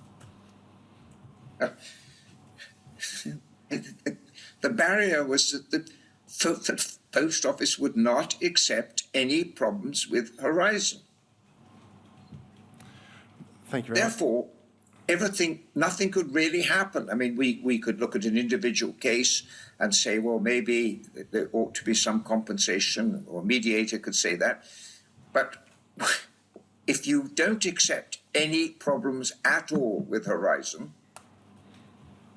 then how can you resolve these individual cases? Now, it's not for me to say when Post Office realised that there were.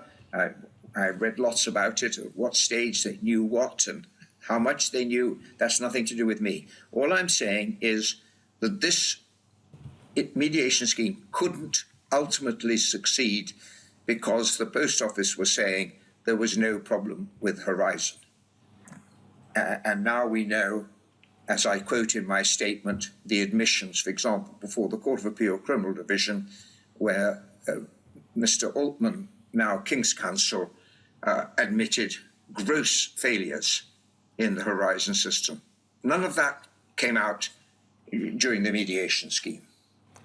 The impression I get, Sir Anthony, is that on day one, shall we say, the Post Office had an entrenched view as to the robustness of Horizon, and by the last day of the scheme, that view had simply remained unchanged. Absolutely. Yeah, okay. Thank you very much. So can we take our mid-afternoon break now and come back at 3:45, please? Yes, of course. Yes. Thank you. Thank you very much.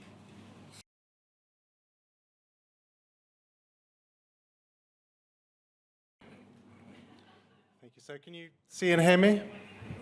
Yes, Mayor, I'd like to add something to my last answer in reply to the chairman's comment.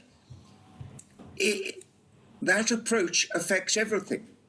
So even if the Post Office were to accept that the investigation could have been done better back in 2006 or 10 than it was done, it made no difference because Horizon was right. So even if they made the investigation, Horizon was perfect, so it would have made no difference. And that spills over into the criminal cases, which, as we know from the decision of the Court of Appeal Criminal Decision, where prosecutors were making it a condition of accepting a plea to false accounting that there was no criticism of the Post Office. Why? Because the Horizon system was perfect. Thank you. Thank you very much. In light of the evidence that you've already given this afternoon, I'm going to speed through very quickly the rest of the chronology of the working group so that we can move on to some small issues of differences in legal opinions. I'm going to start this afternoon by looking at poll let's start with UKGI 00002385, please. Very briefly look at an email from June 2014. This is a internal email in the shareholder executive, if we could scroll down, and it discusses a board paper. It's a post office board paper. I don't need to take you to that board paper. For those who are keeping a note, the reference to the board paper itself is POL 002053554. Mr. Batten says there, the paper references progress is picking up pace, and that's, I think, the evidence that you previously given, that things sped up as time went on.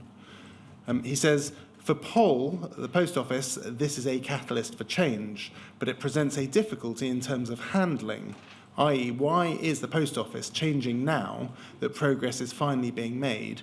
What are they hiding? It also presumably makes it harder to secure Anthony Hooper's support for change, particularly as he suggests 18 months is not unreasonable. Just pausing there, were you aware, as at June 2014, of a plan to change the process or commitment by the Post Office or the shareholder executive to then change the process? Well, no, but you've shown me a discussion I had with Paula Vennells in which mention of change was made, but I didn't know that it went any further than a discussion. I certainly didn't know that any sort of tentative decisions were being made to make changes. Thank you. And that continues to say, separately, November 2015 is after the election, which is enticing to ministers who can point to an established process between now and the election. Were you aware of any political dimensions to the continuation of the scheme? Certainly not. Can we now please turn to POL 00148863? And we're now in August 2014.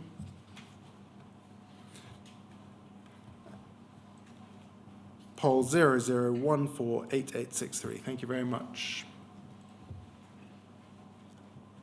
No, I believe it should be 8863. POL 00148863.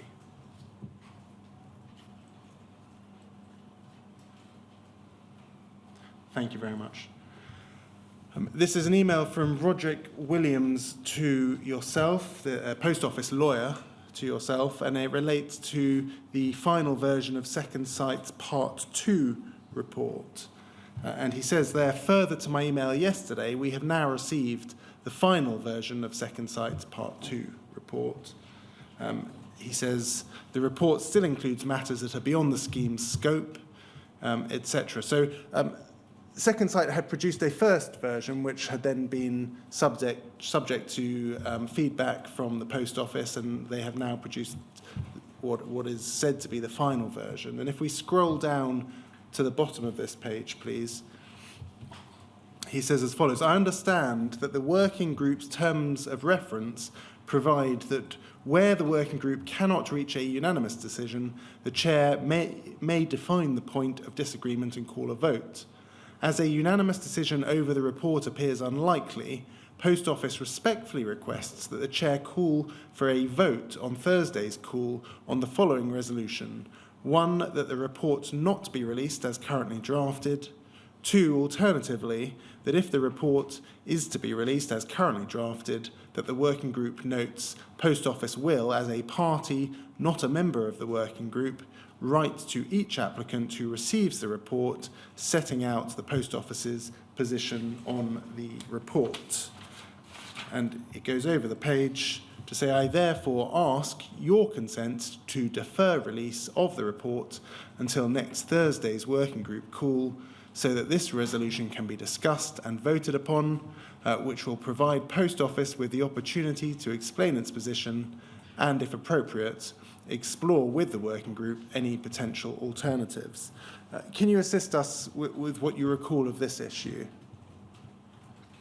No. I think there's a minute which we could look at where this was discussed. But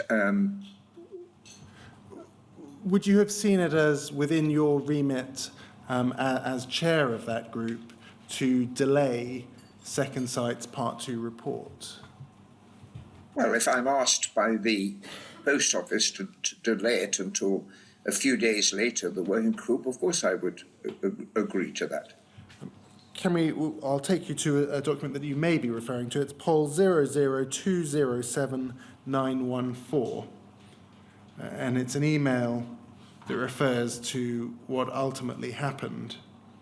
And it's the second substantive paragraph. If we could scroll down, please. It says, Sir Anthony Hooper, despite our attempts to delay the issue of the report until the working group had an opportunity to discuss it with a view to improving it, he decided that the report should be issued to those applicants and advisors whose cases, in the opinion of Second Sight, are referenced to the content of the report. Consequently, the report was sent to 9 applicants, etc. And it says there that the Post Office wrote to the recipients of the report to advise them that the report was not endorsed by the Post Office. But was the matter discussed at a working group? It doesn't seem to be, it's certainly not suggested in that email. I don't have... Yeah. I'm surprised it wasn't discussed at a working group before I took that decision, but there it is, I may have done. Is there anything that you recall of that particular issue? Well, I obviously recall the issue when I read about it. It was a very hot topic. But as you can see, I think whether we had a vote or not, I simply can't remember. But I definitely made the decision that's outlined there. And do you recall why you made that decision? I wasn't to do with the merits. I was concerned with procedure. I was concerned that Second Sight, they produce their report and that report goes out. And did you have any concerns about the delay of the report, or a delay to the report? And I probably did. But I would obviously like to look at a minute, if there is one, in which this was discussed, and I can't remember. Can we please turn to UKGI 00000032? We're moving forward now to March 2015 and the end of... The end, yes. The working group. This is a ministerial submission to Joe Swinson, the then minister. I'm just going to read you a few extracts from this submission. If we scroll down, please, to the summary 2 and 3, it says, "It is becoming increasingly apparent that the scheme is not working in the way it was intended." So who is this from? This is from Laura Thompson, who I presume is an official within the department. Getting your information from the Post Office? Well, that's... I presume. That's Not something from- that I will ask you about. Yes, all right. If we look at paragraph 2, the summary there that's presented to the minister is, "It is becoming increasingly apparent that the scheme is not working in the way it was intended and is taking too long to progress to mediation for applicants. The Post Office report confidentially that the Justice for Sub-Postmasters Alliance are refusing to engage in the working group.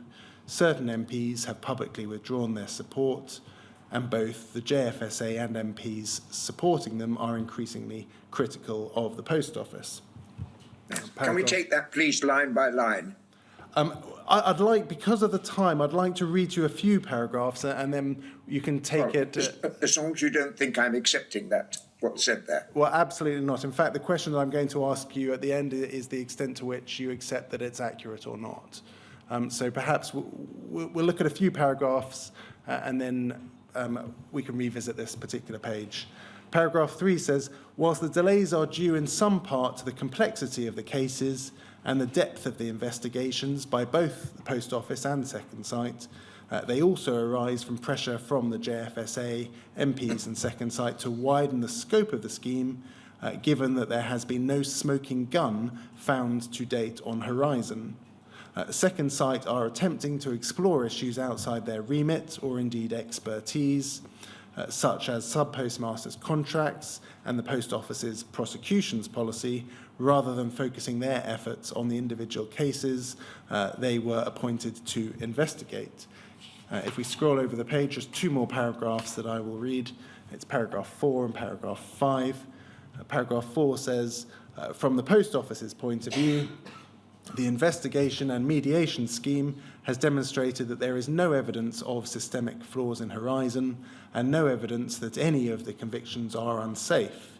Where Post Office may have fallen down in individual cases is on training and support, and they are addressing those issues which have not already been picked up. Paragraph 5, the Post Office's board have agreed that, effective from next week, they will announce that the Post Office will adopt a presumption of mediating all non-criminal cases remaining in the scheme, except in some very exceptional circumstances. This will render redundant the role of the working group, so it will be closed.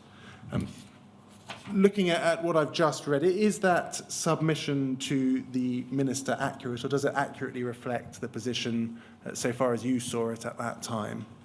Could you go back to paragraph 2, please? Absolutely.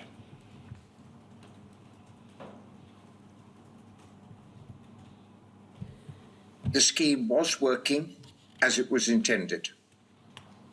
It was taking too long, but we were dealing with the problem, putting pressure on both Second Sight and the Post Office to produce the reports that they had to produce. It is not true that GFSA were refusing to engage in the working group. What is true is that there was an issue over mediation. Scheme envisaged that Second Sight would produce their report, and then a decision would be made by the working group as to whether it was suitable for mediation. I took the view originally that because the Post Office and the GFSA couldn't agree as members, that I would opt for mediation if I thought that there was a reasonable chance that mediation would succeed. Alan Bates at GFSA persuaded me that that was a wrong approach. I looked more carefully at the origins of the scheme and what MPs had been told, and I changed my test to a much wider test. GFSA refused to take part in the discussions that the rules required us to have as to whether or not there should be mediation. So effectively, they would absent themselves from the room, which put a lot of pressure on me because I had to try and work out on my own without any submissions from them as to whether it was appropriate to go to mediation. That, as I recollect, is the only time in which they refused to engage. So it was a pretty minor matter, and it was being resolved by me exercising a casting vote. I think towards the end, we were more often than not, I was deciding that it should go to mediation and give my written reasons for doing it. It is true to say, I'm sure, that MPs have publicly withdrawn their support, and it's true to say that they were increasingly critical of Paul. I accept that. Yes. Paragraph 3, I find that difficult because if you're looking at an individual case, then it's inevitable that you're going to look slightly wider. But you see there, there has been no smoking gun. So there was nothing that was strong enough to show that, as we now know, that Horizon was not a robust system and had many bugs and errors and allowed Fujitsu even to change things, change the entries. So I had some sympathy for Second Sight for widening it, but that was a matter that could be controlled by me if I felt that they were going too far. Paragraph 4. Well, there you are. Demonstrated no evidence of systemic flaws in Horizon. Therefore, nothing. All convictions are safe, all of which we know now is to be complete rubbish. And the rest is announcing the closure. Yes, go on. Sorry, you say that from what you know now, from what you knew then and the various reports that you had seen, do you think it was fair and accurate to say that the investigation and mediation scheme had demonstrated that there is no evidence of systemic flaws in Horizon and no evidence that any of the convictions are unsafe?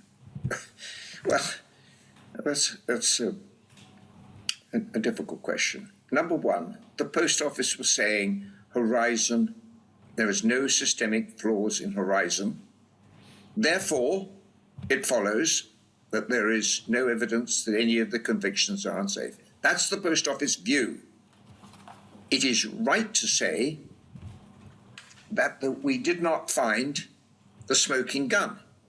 It was found by Mr. Justice Fraser. It was Mr. Justice Fraser that looked at this in huge detail, with Alan Bates, of course, being the lead claimant in the case. Thank you. But it's right to say nothing came out which showed that there was we were looking at individual cases, so it wouldn't have happened. What we now know is that it was only by going right back into original data, error logs, etc. Was it the purpose of your scheme to identify whether there was or wasn't evidence of systemic flaws in Horizon?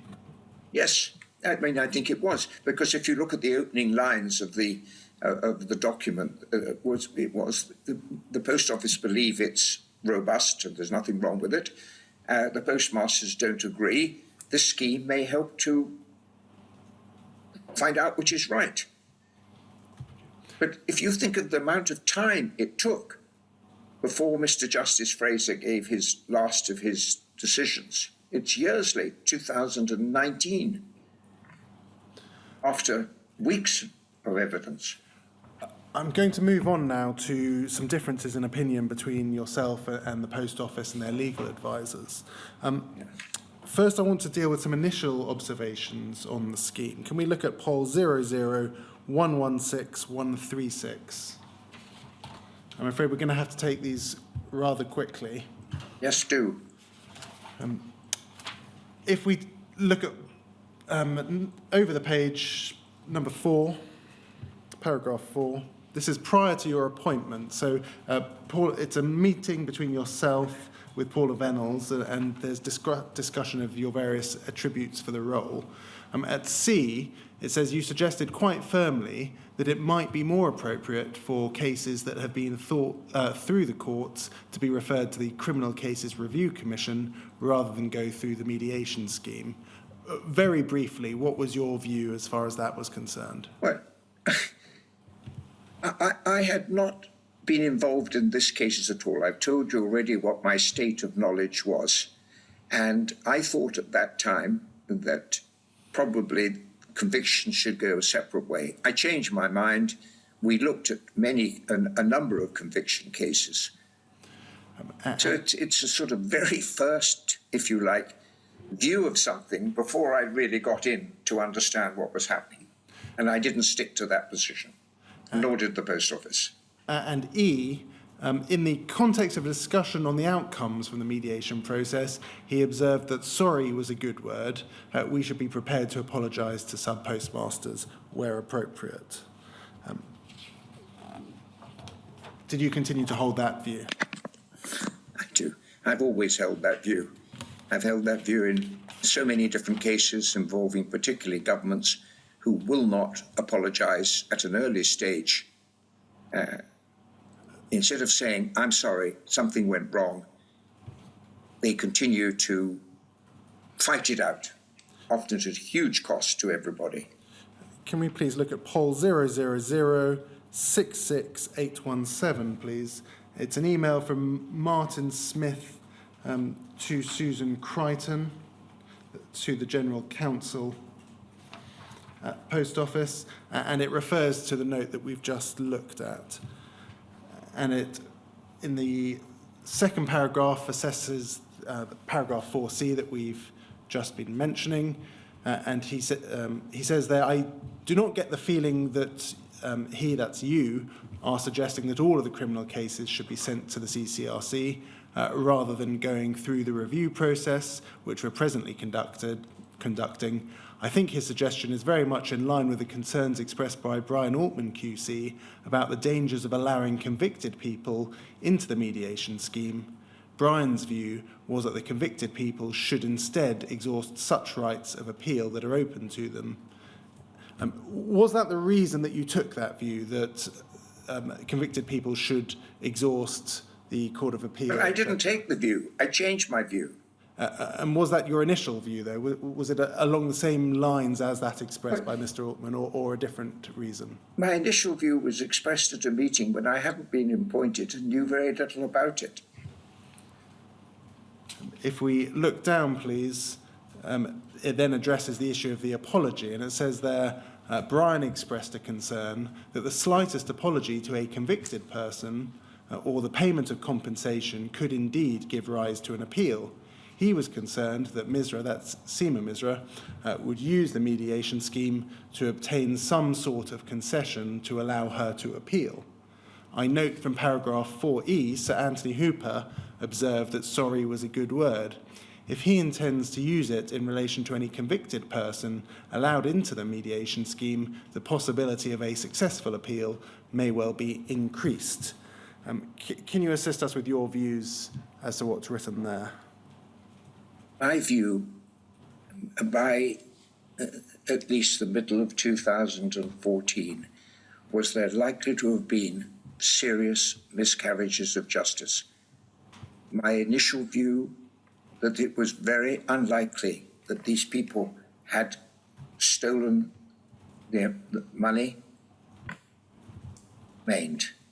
I wanted people who were probably they'd already left prison, but people who had suffered so badly, I wanted everyone to get on, identify the miscarriages of justice by one route or another, get their convictions quashed.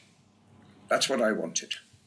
And did you see any concern with giving an apology that it might give rise to an appeal? Well, you'd apologise because you thought it was all wrong. And therefore there should be an appeal and the conviction should be quashed. I didn't want the delay. We're all aware of the terrible suffering of those who have been convicted. My desire was to try and get things going so that if someone had been wrongly convicted, that could be dealt with. I'm going to... I wasn't worried about all the sort of legalese as to how the Court of Appeal would treat an apology.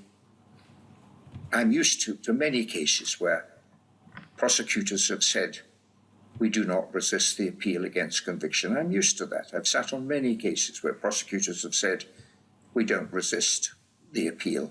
And I would give a short judgment explaining why the prosecutor was right to take that view. I'm going to move on to another difference of opinion that relates to disclosure in ongoing prosecutions. Can we please look at poll 00125-071, please? It's the second page, please. It's an email from Andrew Parsons to Martin Smith, copied into Jarnel Singh. And he says as follows, are you generally reviewing these applications to see if they give rise to any disclosable material?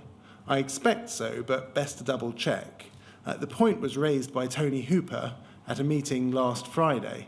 He also thought that it was obvious that as part of its disclosure duties, the Post Office should be disclosing anonymised details of each application in prosecutions where Horizon is being questioned.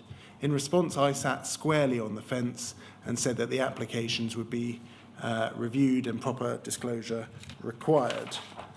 Does that accurately reflect the advice that you gave? Let me explain what I was saying there. One of the arguments that the Post Office used in many of their investigating reports, as I remember, is that there's nothing wrong with Horizon, and if there was, we'd have had lots of complaints.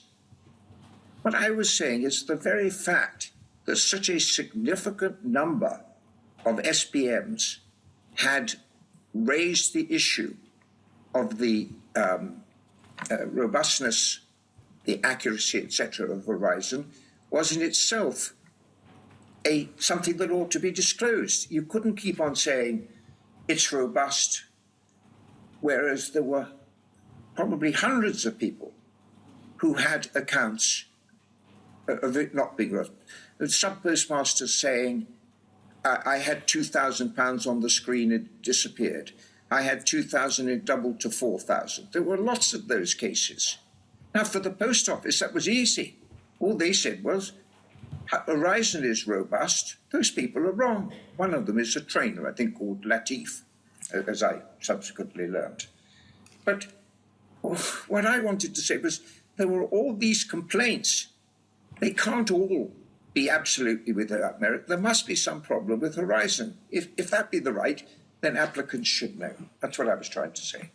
And then I'm aware there was lots of talk about how I was not following the Attorney General's guidelines and this and that, and by all means show them to me. But I was actually trying to make sure that the problem that I always thought was there, although I retained my independence as a mediator, as the chairman, I always thought there, please, let's get on and solve these cases, because I was very fearful. And we can talk about the whole issue of pleading guilty to false accounting if you want to ask me questions about that. I will very briefly. Let's just deal with that second point there, that Second Sight believed they had lots of information that might be relevant, and there's a discussion there of your advice about them not being under the Post Office's control, and it was for Second Sight. Well, it turned out I was wrong there. Simon Clarke tells me, I didn't read it at the time, but I've read it since, that Paul had a duty to make inquiries of third parties. All I was interested in was getting the information out. And if the Second Sight did it, they'd do it quickly. Can we please quickly look at poll 004-07733, and that's the Simon Clarke comments that you've just been referring to.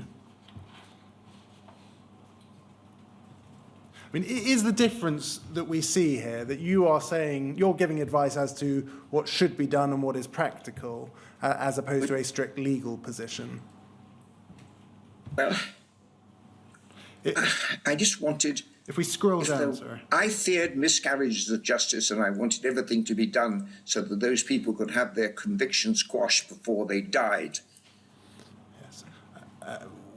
We see there in the second paragraph on screen that Mr. Clarke disagreed with the generalised approach to disclosure, and he says the correct position remains that it's the duty of the prosecutor to consider material in light of the test for disclosure and to disclose material that meets that test. The higher courts have long since deprecated the practice of throwing open the warehouse doors and disclosing everything in the prosecutor's possession. Was your advice to throw open the warehouse doors? No, it was not. That's an excuse used over and over again. And what is your view then of the position taken? The position is quite clear that things that could assist the convicted defendant to show that his conviction was wrong or the conviction was unsafe must be disclosed. And was it your view that the way to do that, or a way to do that, was by disclosing anonymised case studies from that you had seen that questioned the reliability of Horizon? That's what I thought. Rightly or wrongly, that's what I thought. Can we please look at poll 00146859? I'm not saying that Simon Clarke is wrong and all the law stuff, but I was trying to get this thing going. We now know that my intuition that there were serious miscarriages of justice was right. We now know that. At that time, we didn't know. But I wanted to do the best I could. Thank you. So that people would not die or go bankrupt or whatever it might be. that their convictions would be looked at. In fact, they weren't looked at till when? 2000 and, I can't remember the date, 20? Could we scroll down on this page, please? Again, I mean, it is, as you say, much the same. It's emails. This is from Jarnail Singh from the Post Office, and we have another one communicating what is said to be the advice of Brian Altman, QC, regarding the disclosure obligations. What do you think caused the difference of approach between yourself and the Post Office in respect of disclosure of information that had been brought to your attention?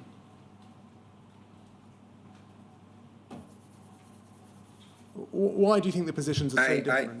All I can say, no, I don't think I can answer that question. Simon Clarke, working for, he was counsel. He was Brian Altman advising the Post Office. I don't think they saw things in the way that I did, but that's their right. And how would you say what was the difference between you then in that approach? Well, I never saw these advices. I never saw Simon Clarke's advice. I never saw Brian Altman's advice. I've now read it. And I doubt he will be saying what he says in those advices in the light of his later concessions before the Court of Appeal Criminal Division. For them, everything seemed all right. There's nothing wrong with Horizon. There'd be no prosecutorial misbehavior. Now we know that's all wrong. We know there was serious faults with Horizon, and we know there was prosecutorial misbehavior. Did you expect the Post Office to be taking advice from external lawyers about points that you had made that we've been looking at? That's up to them.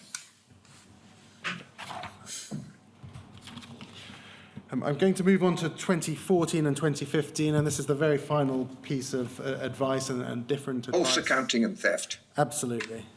That's poll 00006368, please. In fact, there's one before false accounting and theft, and that's the approach to mediation, and that's what we're looking at. So 2 final points. One is the approach to mediation, the second is the difference between false accounting and So let's do the second one first. Okay. In that case, can I take you to...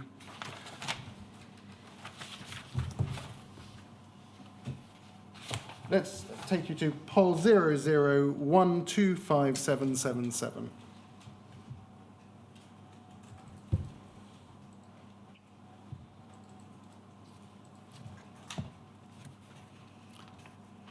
I mean, I can do it very simply.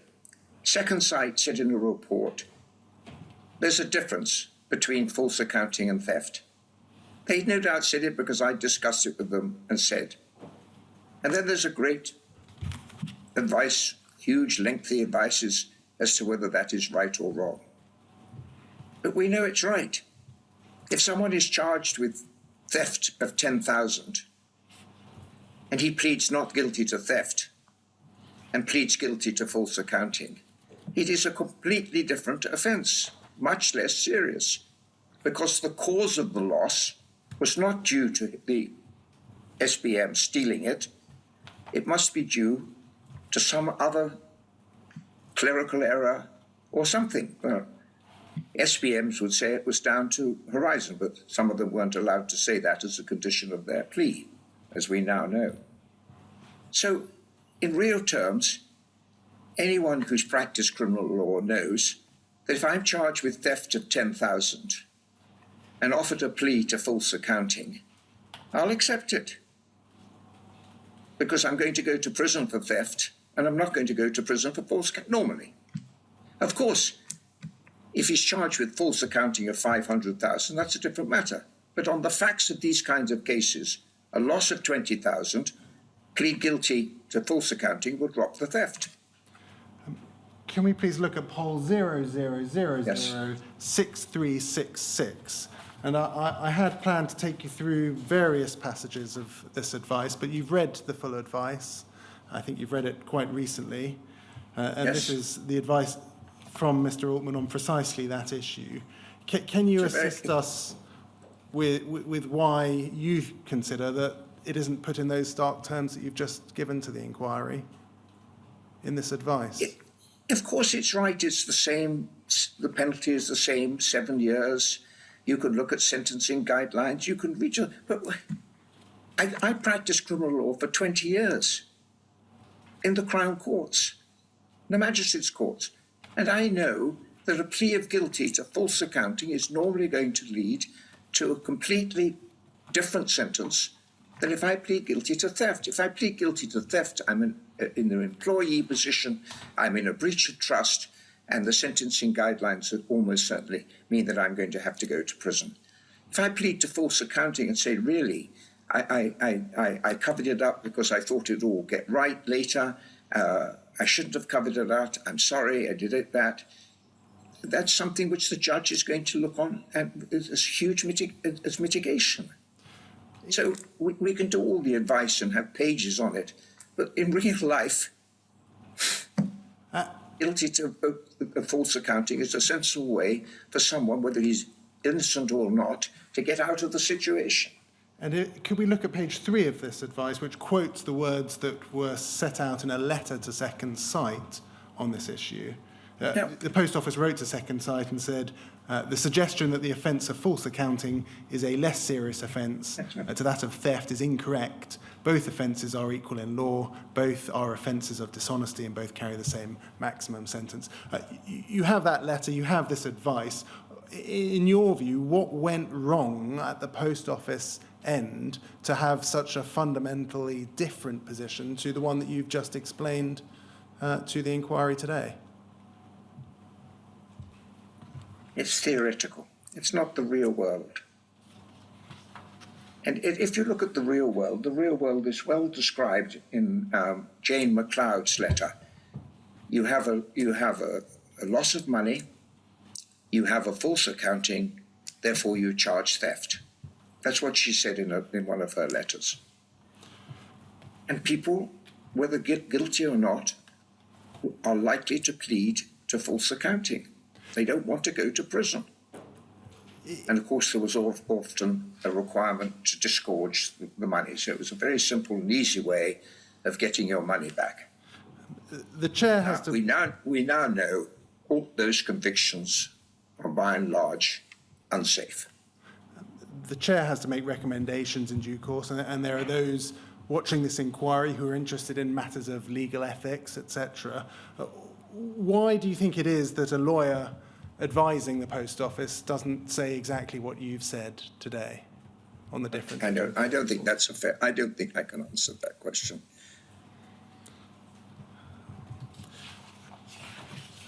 I'll leave it to the chairman.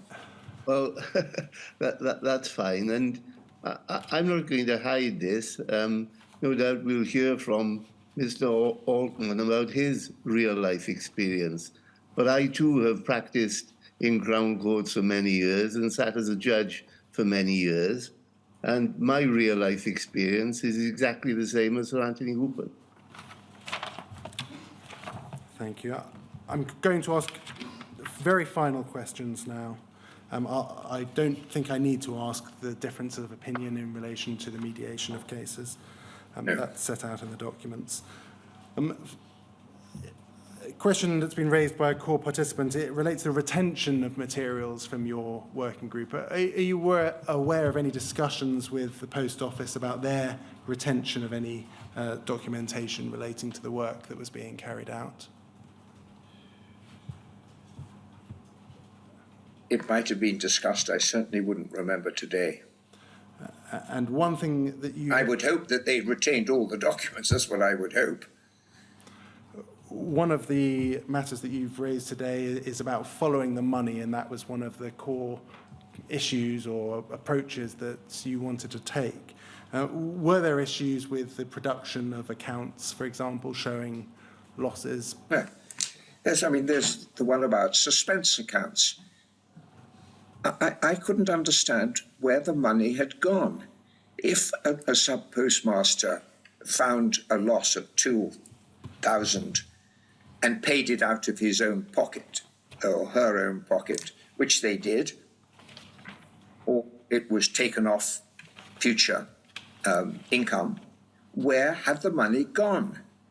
And so I started asking towards the end of 2014 for suspense accounts, because I thought that I knew that there were suspense accounts.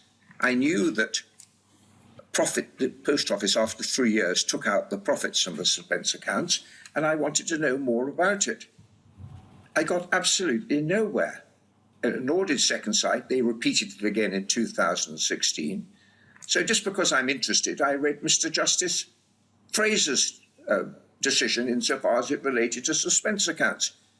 And he said that when it got to the civil proceedings, the Post Office pleaded that they didn't understand what suspense accounts were about.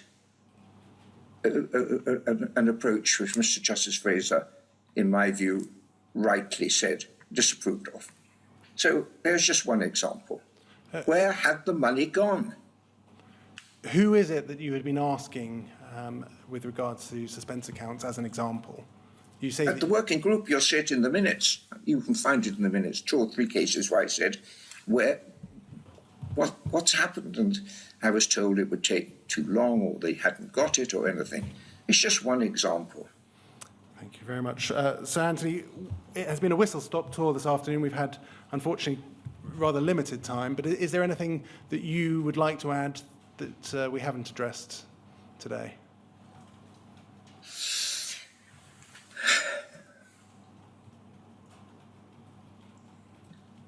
I don't know.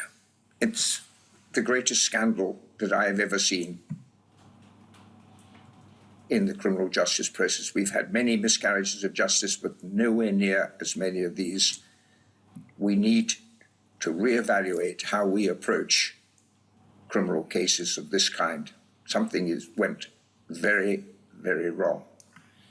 And I don't envy the chairman's task in trying to find out how it all started. Something went very, very wrong.